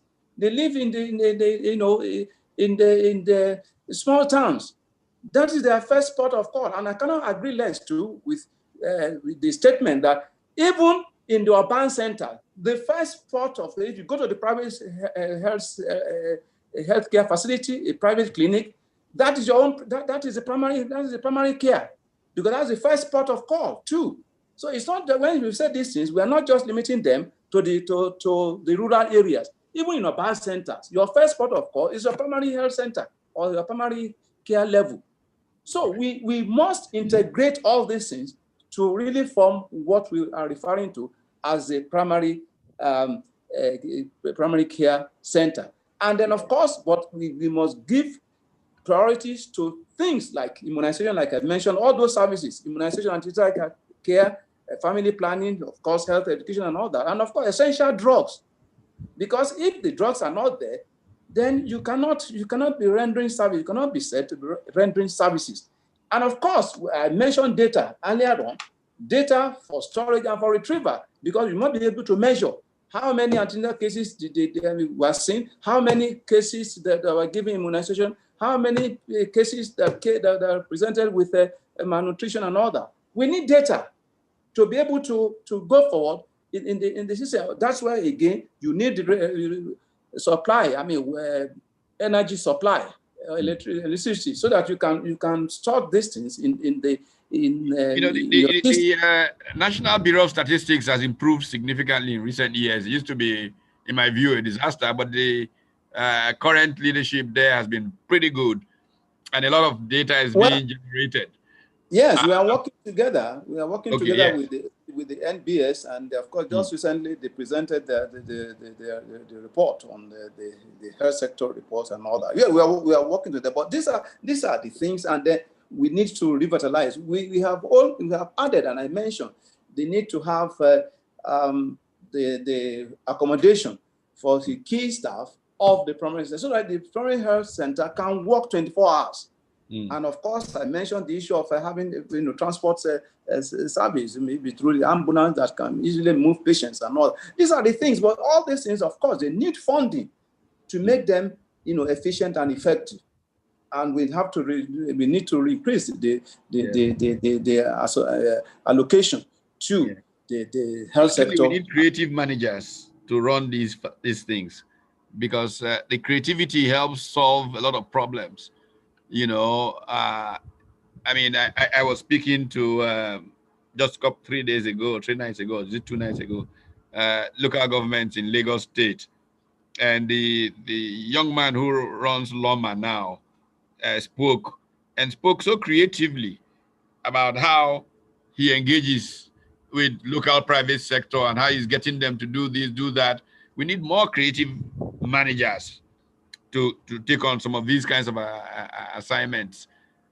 We can't have the traditional civil service approach anymore on these matters of grave urgency. Yes, there will always be need for innovative ways of doing things. It cannot be this is the way we used to do it, or this is the way we are doing it. It cannot be that. That's why we of course we invite people to when people come with ideas, we engage them, we interrogate them, and then we see how much of that we can imbibe into the system. What is important is the efficiency of the system at the end of the day. How do we make the system efficient? How do we make the system be result-oriented? These are the things we are looking at, and we have never at any point in time all the monopoly of knowledge. So we welcome new ideas, fresh ideas that will help the system, because we are together in it for the good of our society. Absolutely.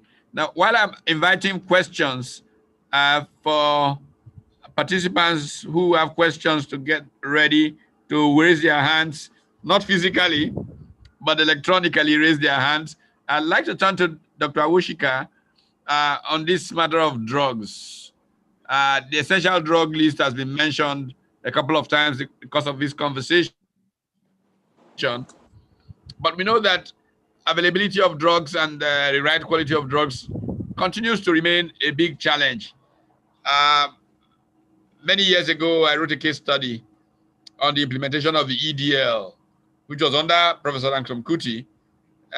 Again, because stakeholders were not appropriately engaged, in my opinion, what should have been a minimum list became a maximum list and affected investment in the pharmaceutical sector in the country. How should we be looking at managing the challenge of availability of drugs in the healthcare system, in your experience?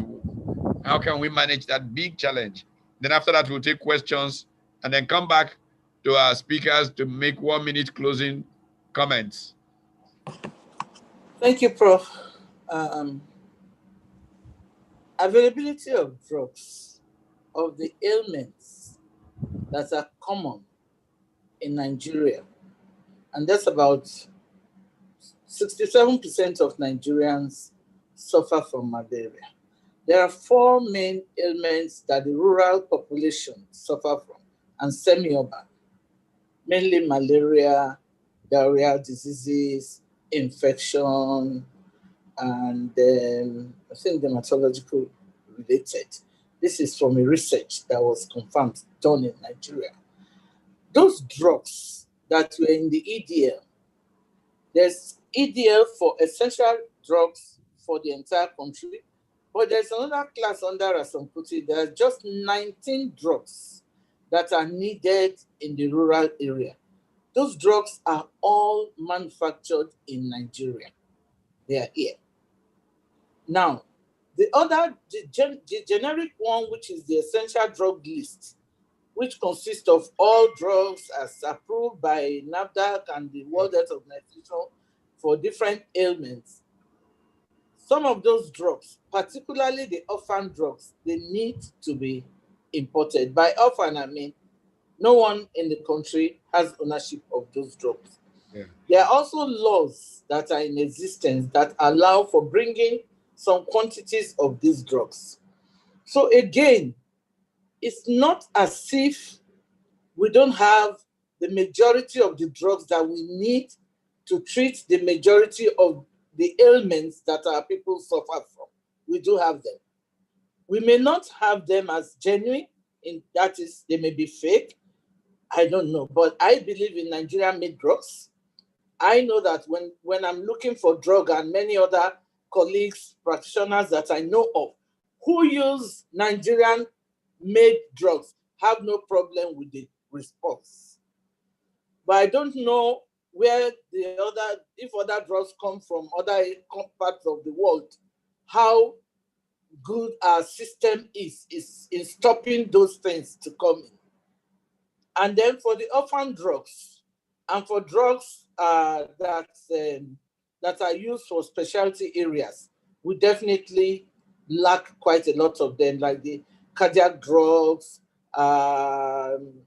If you are looking for example, most of the drugs that people are using for prophylaxis as to build up their immunity for COVID, if you like, vitamin D, vitamin C we have here, but we don't have vitamin C with bioflavonoids and things like that. They still import them.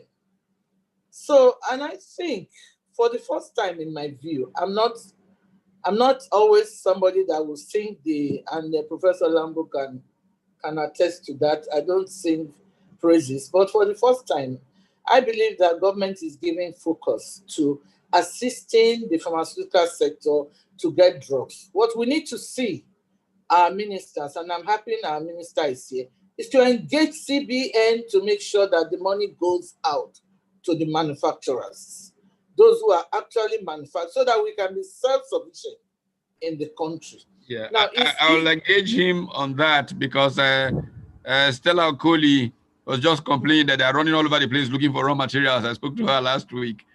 And you know, I was just coming to the raw materials, and that if you support them to be able to do this, I also know that Ministry of Trade and Investment Industry have also made raw materials for pharmaceuticals 0 to 1% custom duty.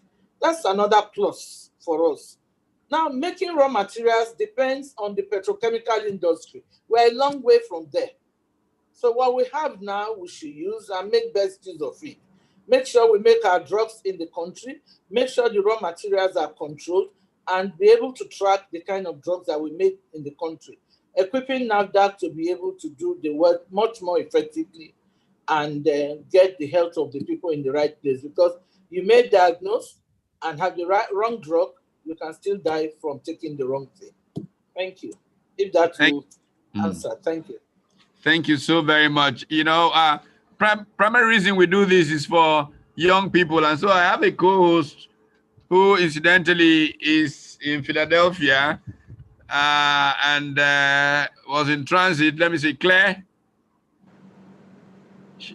She's currently, it's Claire there, is she? Okay.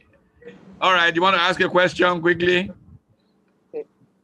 Good afternoon, everybody. Thank you for being here. I think really just going back to something Professor Lambo said, I think that was my main point of inquiry. He mentioned how it took 10 years for something to actually become a law. And so I guess my key question here is, why did it take so long? What are the factors facilitating this time delay? And do we still have those issues today? If so, how do we get rid of them? Because we can talk as much as we like, we can make policies, but if they're not implemented, they're of no value to us. Okay, I hope Professor Lambo had Claire well. On that question, why it took so long? Oh, okay, all right, okay. I hope you did. We'll come back now. To those who have indicated who are raising their hands, Dr. Ademujimi, Dr. Tolu Ademujimi, from Ondo State. Tolu? Yes, sir. Okay. Okay, good afternoon, everybody. It's always a pleasure to be here. As one of the founding members of Center for Values in Leadership over 15 years ago, I'm proud of what we've been able to do and what our mentor has been able to showcase to the world what CVL is about. Now, my question actually will go to the Honorable Minister of State for Health, Dr. Olorunimbe Mamora. And sir, because part of the conversation is about devolution of powers.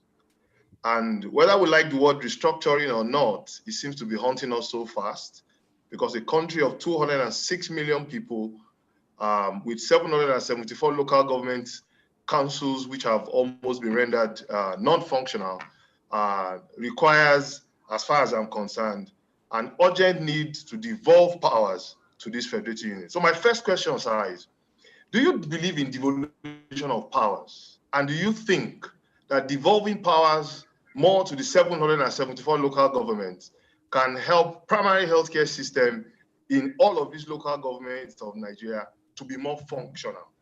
And I give an example of why I'm asking that question. I was privileged to be in Kenya because I've been in primary healthcare. I was in primary healthcare for 4 years. I was Deputy Director of Medical Services of the Primary Healthcare Board of Ondo State. And so we went on a trip to Kenya to check how performance-based financing of primary healthcare works there. So somewhere called Vipingo is about 45 minutes drive from Mombasa. And I found out that when we got there, primary healthcare centers, beautiful. They had computers, They had all the mid-level workers that you want to have in primary healthcare.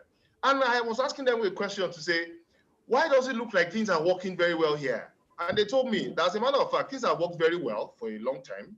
And that's why their primary healthcare centers are very functional. But that they are worried about their future, as at that time in 2016, that there was over-centralization of the management of primary healthcare in Kenya.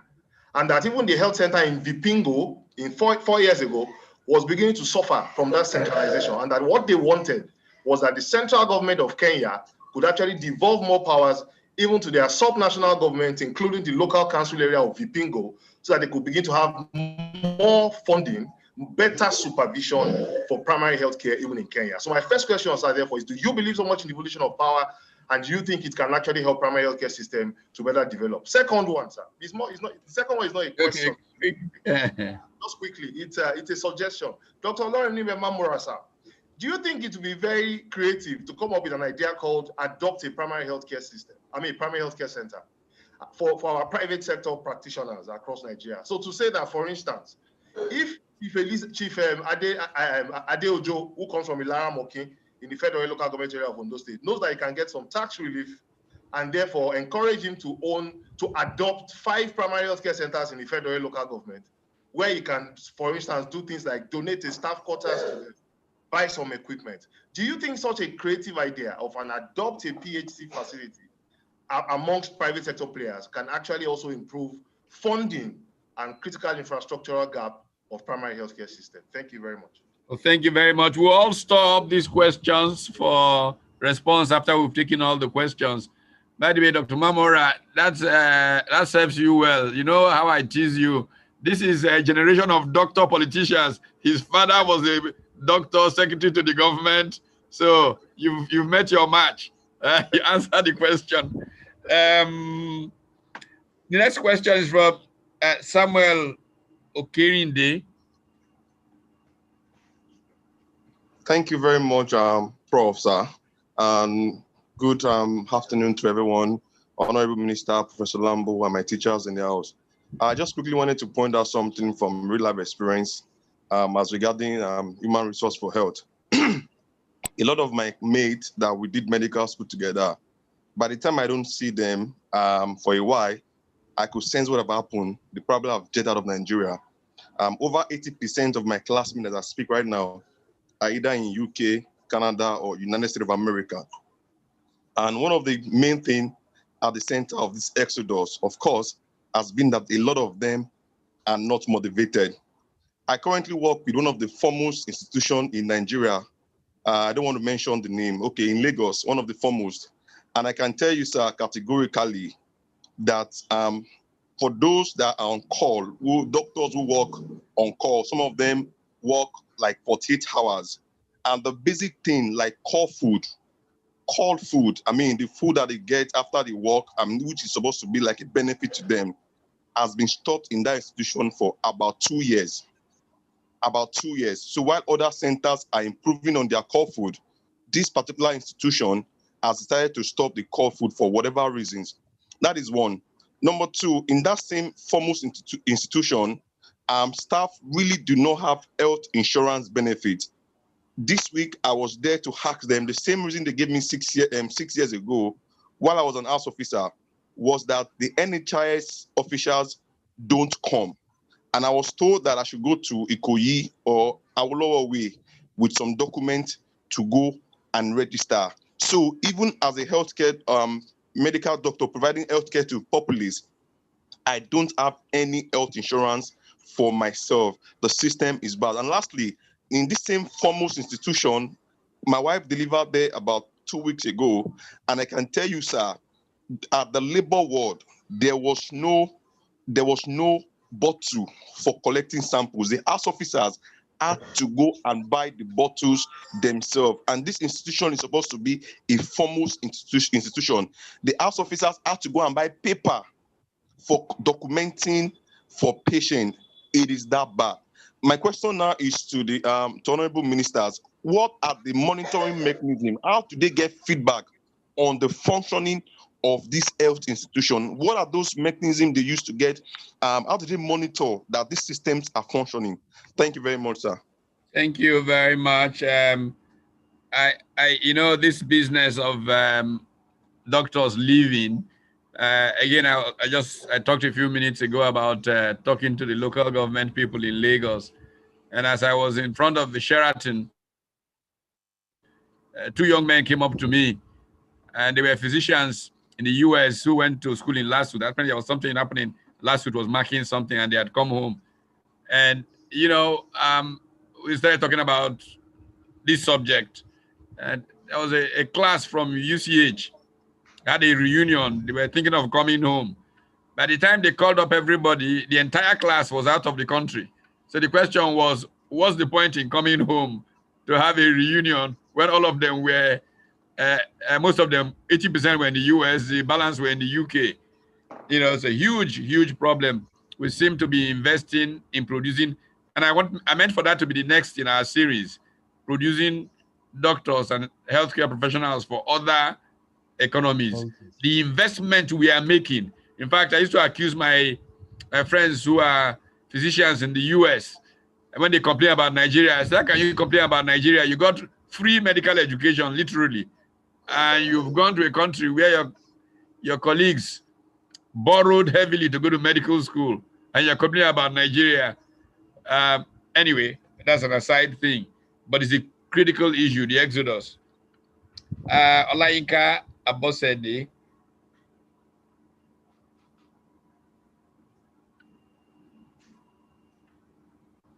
Olayinka Abosede. To unmute, okay. Unmute, okay. Yes, good afternoon. I was trying to unmute. All right. Nigeria, talking about the bottom-up approach at the World Health System.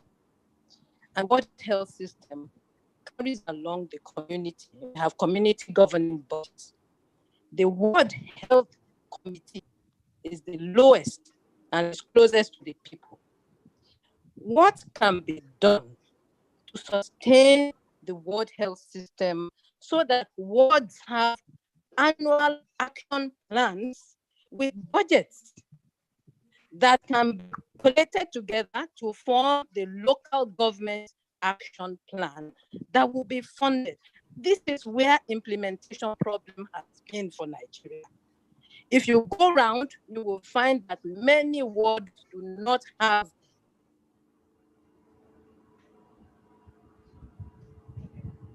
No. Okay, I think we've locked out there, but I believe the key to the question is heard already. So, Dr. Ashionbi, that's the last question. Thank you very much. Thank you very much. I'm unmuted now. Yes, I'm riding on what the last speaker asked. Primary health care and governance itself is bottom-up approach.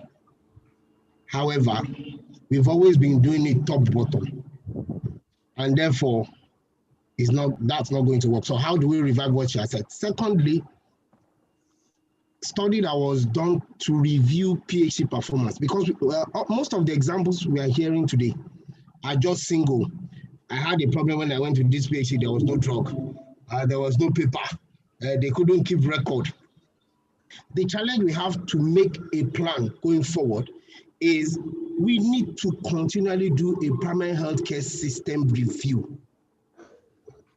And there is already a system in place to do that, but people are not talking about it.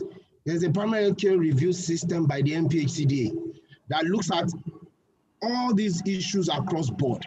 It looks at commodity, it looks at human resource, it looks at demand creation, it looks at output, outcome, and meeting of targets. Because if we keep doing this, we will just be hearing, we can hear 30 different views, or even 100, but nothing really comes out because it is not systemic.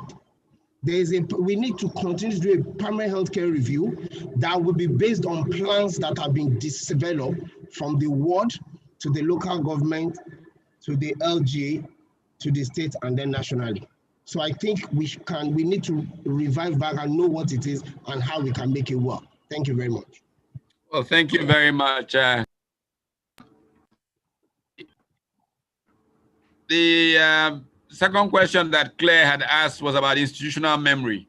We have such very capable people from serving our country, but there isn't a good storehouse of institutional memory such that young people can use it, which is the purpose of this whole program anyway. How do you all think we can ensure that there is appropriate institutional memory so that we don't repeat the mistakes of the past, that people who are coming along learn and grow, both those inside the system and those outside of the system? I think we'll take them, and all of our speakers can make a closing comment as they answer the question. So we'll start with Professor Lambo. Okay. Hello? Okay. Sorry.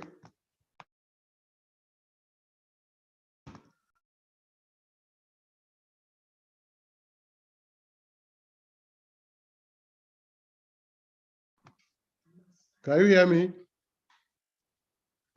Can hear you. Can hear you. Okay. Okay. So there was just one question that the first person asked. I'll just address that because so that I'll have time for, the other people will have time. She asked, about the bill. Now, the bill was passed by FEC in 2004, but the bill didn't become an act until 2014. What were the problems? Are the problems still there? There are a number of problems, a number of reasons accounted for the delay. I think I just want to mention three. One is power play. At times I call it beauty contest among the health professionals. That was a major factor. Looking at the contents of the provisions of the Act. That problem is still there up till tomorrow. Let's not kid ourselves. Until we address this issue of industrial harmony, the various professionals working together, interprofessional collaboration, we are going to continue to have a problem. So that was a factor. It delayed, it contributed to the delay in one way or the other. Secondly, is inadequate political commitment. I don't want to go into this, but the problem is still there up till tomorrow. Thirdly, is cooperation between the executive and the legislative arm, or the two arms being at the same, on the same page with respect to legislations before the National Assembly. I think we still have a problem there. So those problems are still there, and I think they need to be addressed. And this, Pardon? I was going to say, these are all fundamentally problems of leadership. That's right. Because really, if the leaders of the various absolutely together in one nice, cozy place and engage each other seriously, these things can be smoothened out. Okay, yes. And secondly, in terms of how do we move forward, ladies and gentlemen, I think we know the problems. We know the challenge. We know the challenges. We even know the solutions to some of this. Translating our, what we see as solutions to actual implementation, I think is a big problem. So I think in order to move forward, and the minister is here, we need to look at the PHC system. Any health system, there are 6 building blocks. You have governance and leadership. You have health services provision. You have HRH. You have financing. You have medicines, vaccines, and technologies. And then you have health information system. Those are the 6 building blocks according to WHO. We need now to go and visit each of these and now catalog the challenges and prioritize those challenges. And then we move from there to the solutions. But we don't end up there. I think it is high time we now have a strategic plan for dealing with these challenges. And in drawing up the strategic plan, we need to get all stakeholders on board: public, private, federal, state, local government, community, and the various professionals, so that we just stop talking and now act. And the first thing to do to act is to develop this strategic plan for dealing with the various challenges. And then we will be on the right track. Thank you. Thank you very much. Can we turn to Dr. Alero Roberts? Thank you very much. To be honest with you, I must say that I am extremely elated and hopeful and happy. The minister has stayed with us throughout this program. He has heard everything that we have to say. The young ones, Dr. Zashiombi, Okerinde, Oluwole, I can see all of you. You've listened, you've heard. Everything that Professor Itai Alambo is saying is totally on point. The 6 building blocks: governance, health system provision, HRH, financing, medicines, vaccines and technology, information management, has to be brought together. And we have the energy and the vitality of the younger generation of healthcare professionals who are willing to deliver. I beg, Honorable Minister of State for Health, you have these young people, they are ready to work. We have the template, we have the building blocks, we have the plan. Let's put them to work. Let's leverage on what we already have. I mean, I don't want to sit here and let us just keep dressing up the problem in Prada and Gucci. Let's move forward. We've got a game plan, and we can actually leverage on the youth and the vitality of the young ones. Those who are the young ones on this platform who are here in country. It's not because they haven't got the wherewithal to go, but it's because they're committed to this nation. And the best we can do for ourselves now is to leverage on them. God forbid any one of us should have a stroke. Those are the ones who are going to be looking after us. We've got the game plan. Let's put them to work and let's support them in getting this thing through. Thank you. Thank you very much. Professor Koje. Yeah, thank you very much. Just like Alero said, I must commend you, sir, for putting this together. It's been quite informative and rewarding. My last word will be that the National Primary Healthcare Development Agency, that is the key agency that's supposed to drive primary healthcare in the country. I'm surprised that they were not even invited. They and their state counterparts should sit up and walk the talk. They have beautifully designed plans that are there. They should try and implement these plans, evaluate them, and see how they are faring. They don't need to constantly be waiting for donor agencies to do what they're supposed to do. And there needs to be continuity in these agencies. It's not that a new executive director will come and push away the old strategies and start another one. It doesn't make for progress at all in any healthcare system. They should be more concerned about primary healthcare working than we, because they are the development agencies.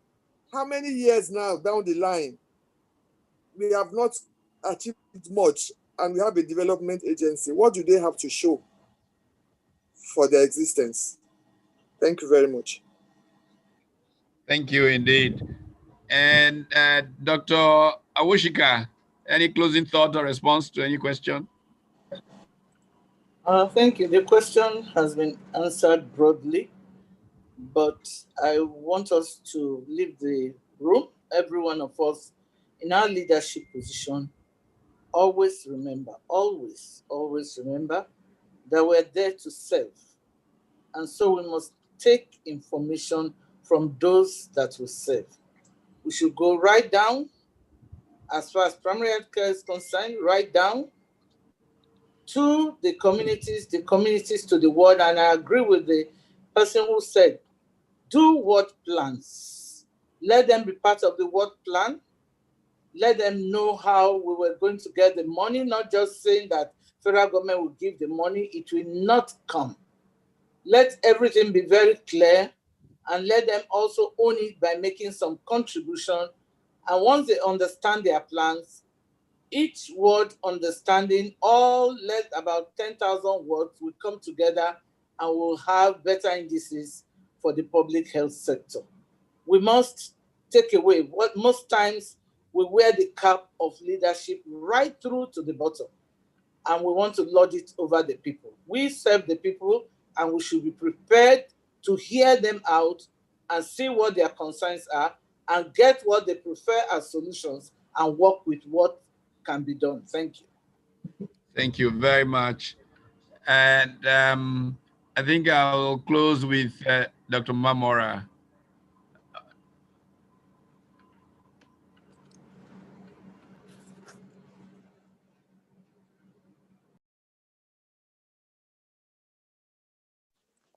Thank you very much, Prof, and your team that has put it together. I also want to thank the esteemed participants on this platform.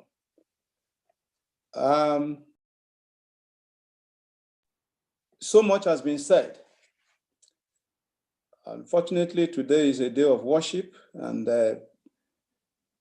by the book of my own faith, which is a Christian faith, it says that seek ye first the kingdom of heaven and its righteousness, and all other things shall be added unto you. So for me, everything starts at the level of political leadership. So I will say, seek ye first the kingdom of politics, and every other thing shall be added unto you. I know the present administration has been putting in a lot of effort in order to at least make things work and change things in the system. And if anybody has any doubt about the essence of political leadership, what is happening now, even in the United States of America, that is the bastion of presidential democracy, vis-a-vis the management of COVID-19 pandemic in that country, you easily know what is happening. Now, having said that, the first specifically, Ade Mujimi, I hope I got that name right. He was asking if I believe in devolution of powers. Yes, I do. And I say that with all the emphasis at my disposal. I believe in devolution of powers. And it's what people talk about in terms of restructuring and all that, it depends on who you are talking with, but essentially it has to do with the need to devolve some powers that the center is too heavy in terms of powers. And so what people are talking about, from my own perspective, is the need to have devolution of powers. If you look at the constitution that we have in place, that's the Constitution of the Federal Republic of Nigeria, 68 items are under the exclusive list. That is, items that could, that only the federal authorities, they have exclusive powers to determine. And you just have just about 30 items under the concurrent list. And of course, where you have conflict between the items of concurrent. By the way, there's some confusion about health care and where it belongs. Some say it's residuary, yes. Some say it's yes, exactly. exclusive. Now, what you see, if you look carefully at those lists, whether concurrent and exclusive, you won't even find health there. So what that means, because any item that you don't find under the exclusive or on the concurrent list, that's residuary then. Automatically goes to the residual list. So it's residual. And if it's residual, it falls under the purview of the state. That is I'm not a lawyer, I'm a medical practitioner, but that is what I understand. But that is just to tell you, so if we have issues, we should take, it derives from the system of government we have in place. We talk of Federal Republic of Nigeria, but oftentimes some of the things we do, they are more or less not within the contemplation of federalism, in which case the states will have a very high level of autonomy. But that is not what we have.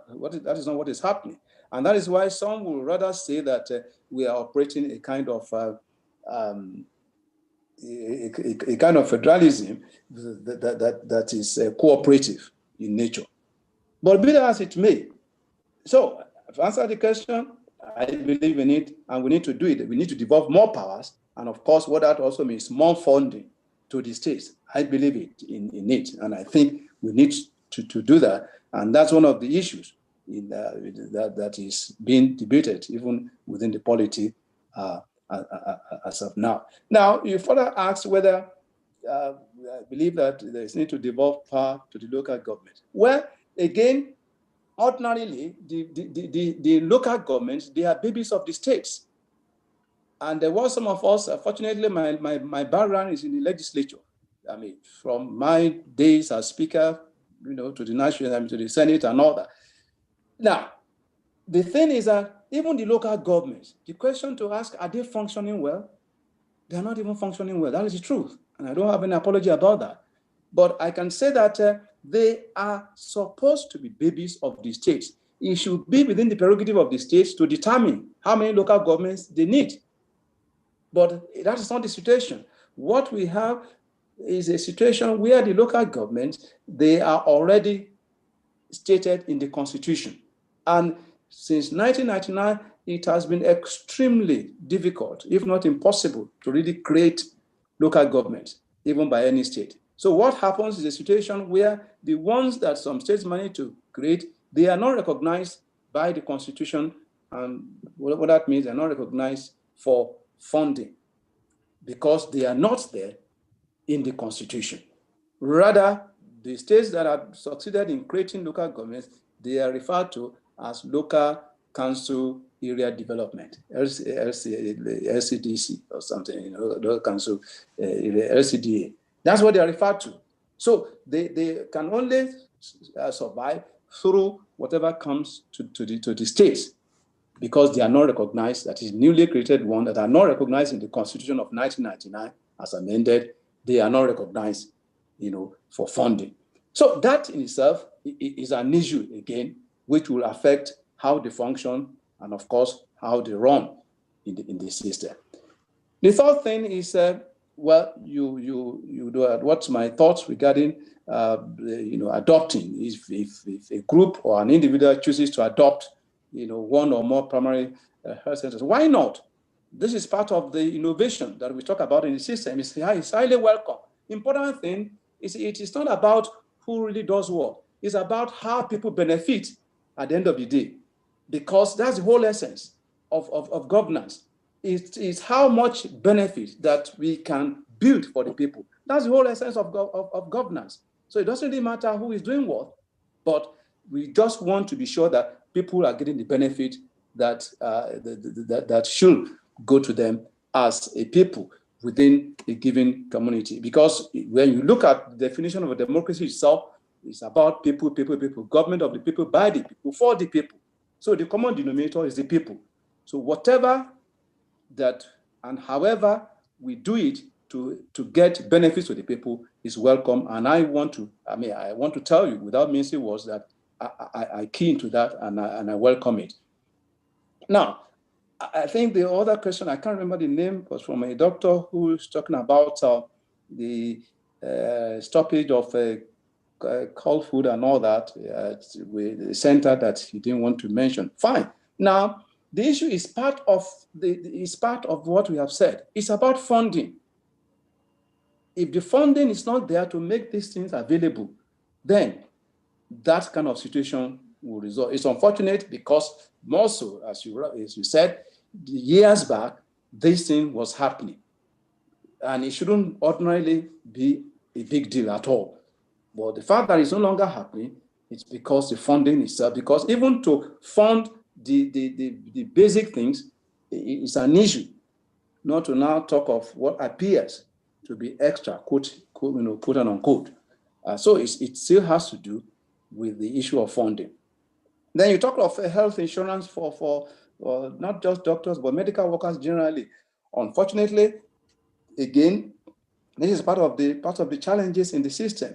You will recall that when we were confronted with this COVID-19, and then the National Association of Resident Doctors came up with a lot of demands and all that. Yes, I do know that for doctors employed in the federal institutions, we have insurance coverage for them that is being managed. All workers, not just doctors or health workers, everyone that is employed in a federal institution, you have a health insurance package, death benefit and all that is domiciled in the office of the head of service. And we made that clear during our engagement with the National Association of Resident Doctors. So that is there. But what we try to do in the COVID era was to also try and put in place a kind of insurance coverage, which some companies were gracious enough to donate to cover not just doctors alone, medical workers and all those who are involved, in the care of the COVID patient. So we have that, but I agree with you. It is something that should be there as a kind of incentive to health workers generally, not just doctors. And we are working on that, and hopefully we'll be able, again, it depends on funding that is available because if you put in place a health insurance scheme, it has to be funded and funded as appropriate. Then you are asking, how do we monitor the functioning of the system? Well, one, we have what we call the Servicom, which has to do with service delivery measurement in there, of course, and each government agency is supposed to have a unit of Servicom in all the establishments all over the place, and you report to the office of the head of service and all that. And people, of course, people can come up with whatever they think they are not satisfied with in the system. So a kind of feedback mechanism to know what is going on at every given point in time and where, so that it can be followed up in order to make put in place appropriate remedies. There is also this inspectorate division in the Federal Ministry of Health, which we are trying to reactivate, as it were, which will comprise of a number in the unions and other officials in the ministry that can visit any of the centers, particularly where there have been reports of certain things that are untoward one way or the other, so that we can quickly look into them and effect appropriate remedy. I think the outlying capacity, if I got that right, what can be done to the system of a World Health system. Yes, that cannot be overemphasized, because the people are in the communities, and they should have a buy-in into what we are doing, and that goes on to also underscore what Dr. Aweshika said regarding ownership.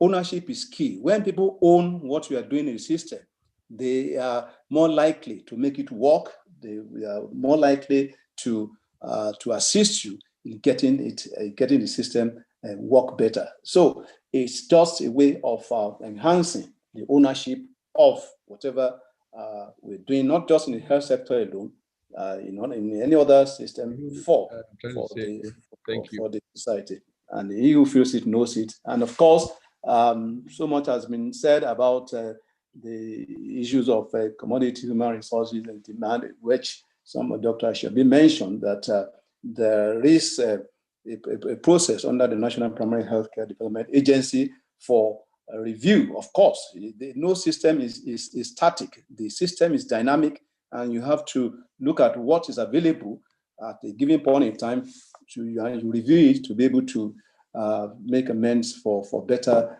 services in the future and all that. The issue of institutional memory and all that, again, let me just say that I mentioned that earlier, that we are in the federal system, and what we do at the center is not absolutely binding on the states, because the states, the subnational units, they have some relative autonomy, and then they can decide things even on their own. But we have avenues for engagement. That's why we have the National Council on Health, where we engage the states through the state commissioners of health and the secretary of health, the FCT. And of course, we also engage the governors at the level of the Nigeria Governors Forum, NGF, and some other fora like that. We engage them to be able to let them know what the government at the center is trying to do, so that we can also get their buy-in. There is one that we can do in the state directly without the involvement of the states, because even if we establish a health center or another, we establish it on the soil. And so these governors, they are the chief landlords in their own right for whatever we do. So we need their buy-in, we need their understanding, we need their cooperation in whatever we do.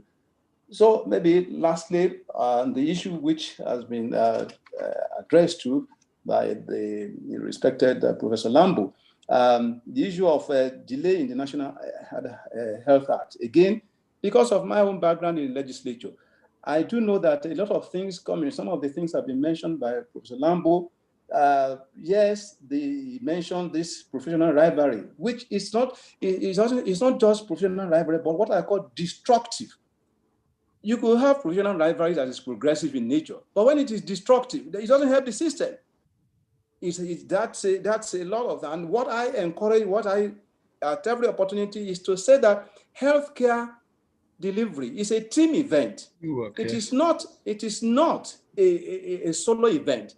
So everybody is important in the system, but at the same time, people must appreciate and understand their limit and limitation. And we all need that cooperation, that collaboration to be able to help the system. So we need to continue to emphasize that. And again, one of the things why the Health Act, which the bill that was first introduced in 2004 didn't get passed until 2014.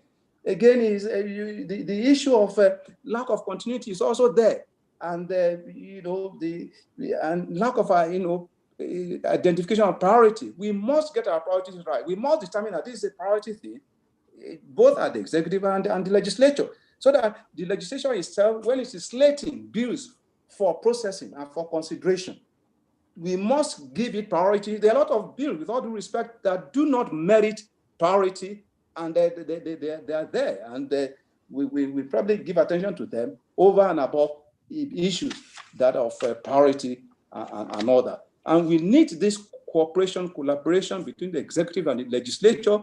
You know the history, in terms of what happened at the last the National Assembly, the kind of fight and struggle between the executive and the National Assembly in the last dispensation. That is not good for governance. Yes, the various arms, they check themselves, but we should look at the needs of the people in order to manage ourselves better as arms of government for the good of the people. And finally, is to say that we all need to work together.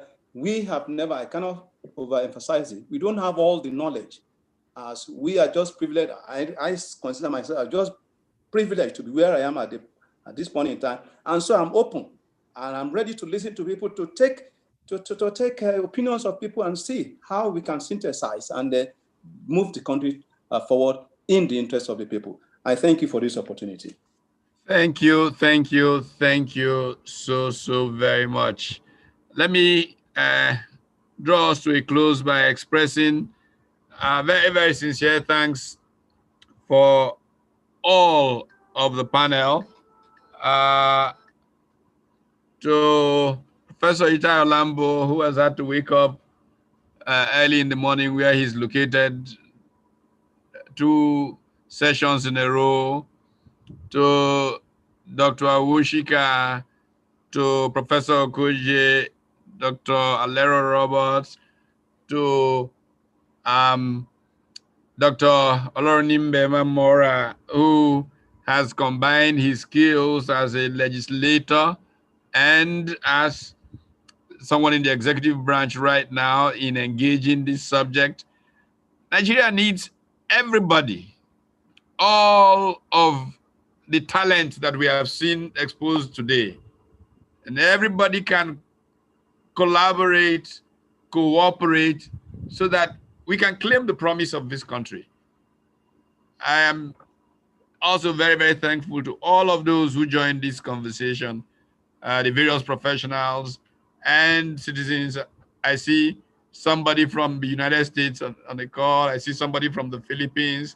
I see somebody from the UK. So the whole of Nigeria, worldwide, has been active in this conversation. And I hope that we can keep pulling the talents and the resources that God has gifted this country with to make this place truly a much better place to live in, and to help it essentially redeem the black man. 500 years of what the black man has gone through, I think, is undeserved. And we all have a duty to work together to change that for good.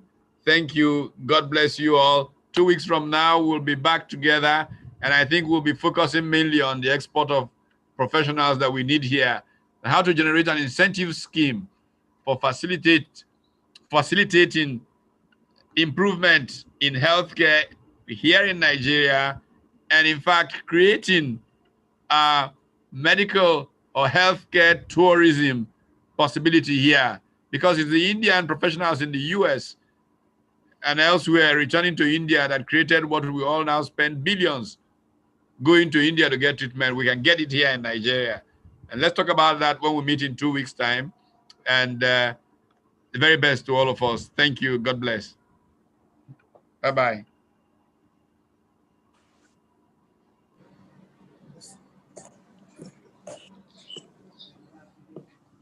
Thank you all. Thanks. Thank you. Yeah.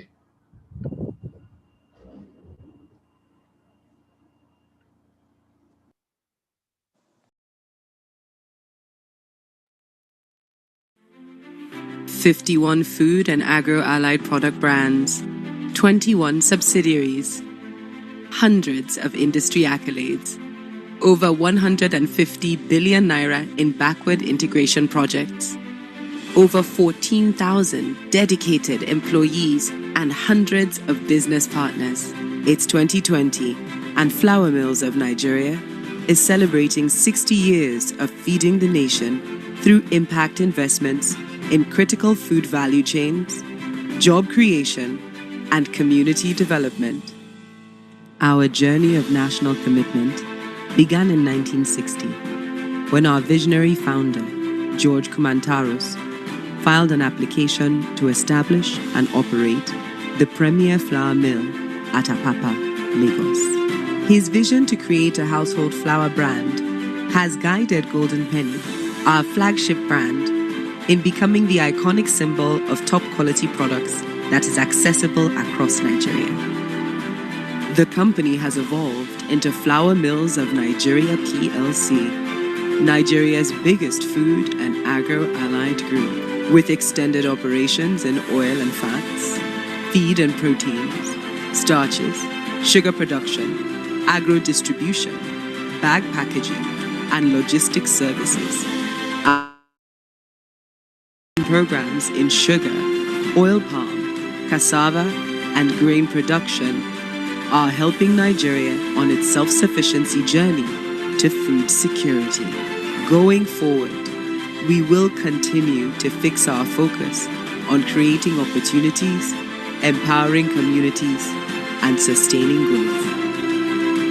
Flour Mills of Nigeria, celebrating 60 years of feeding the nation every day.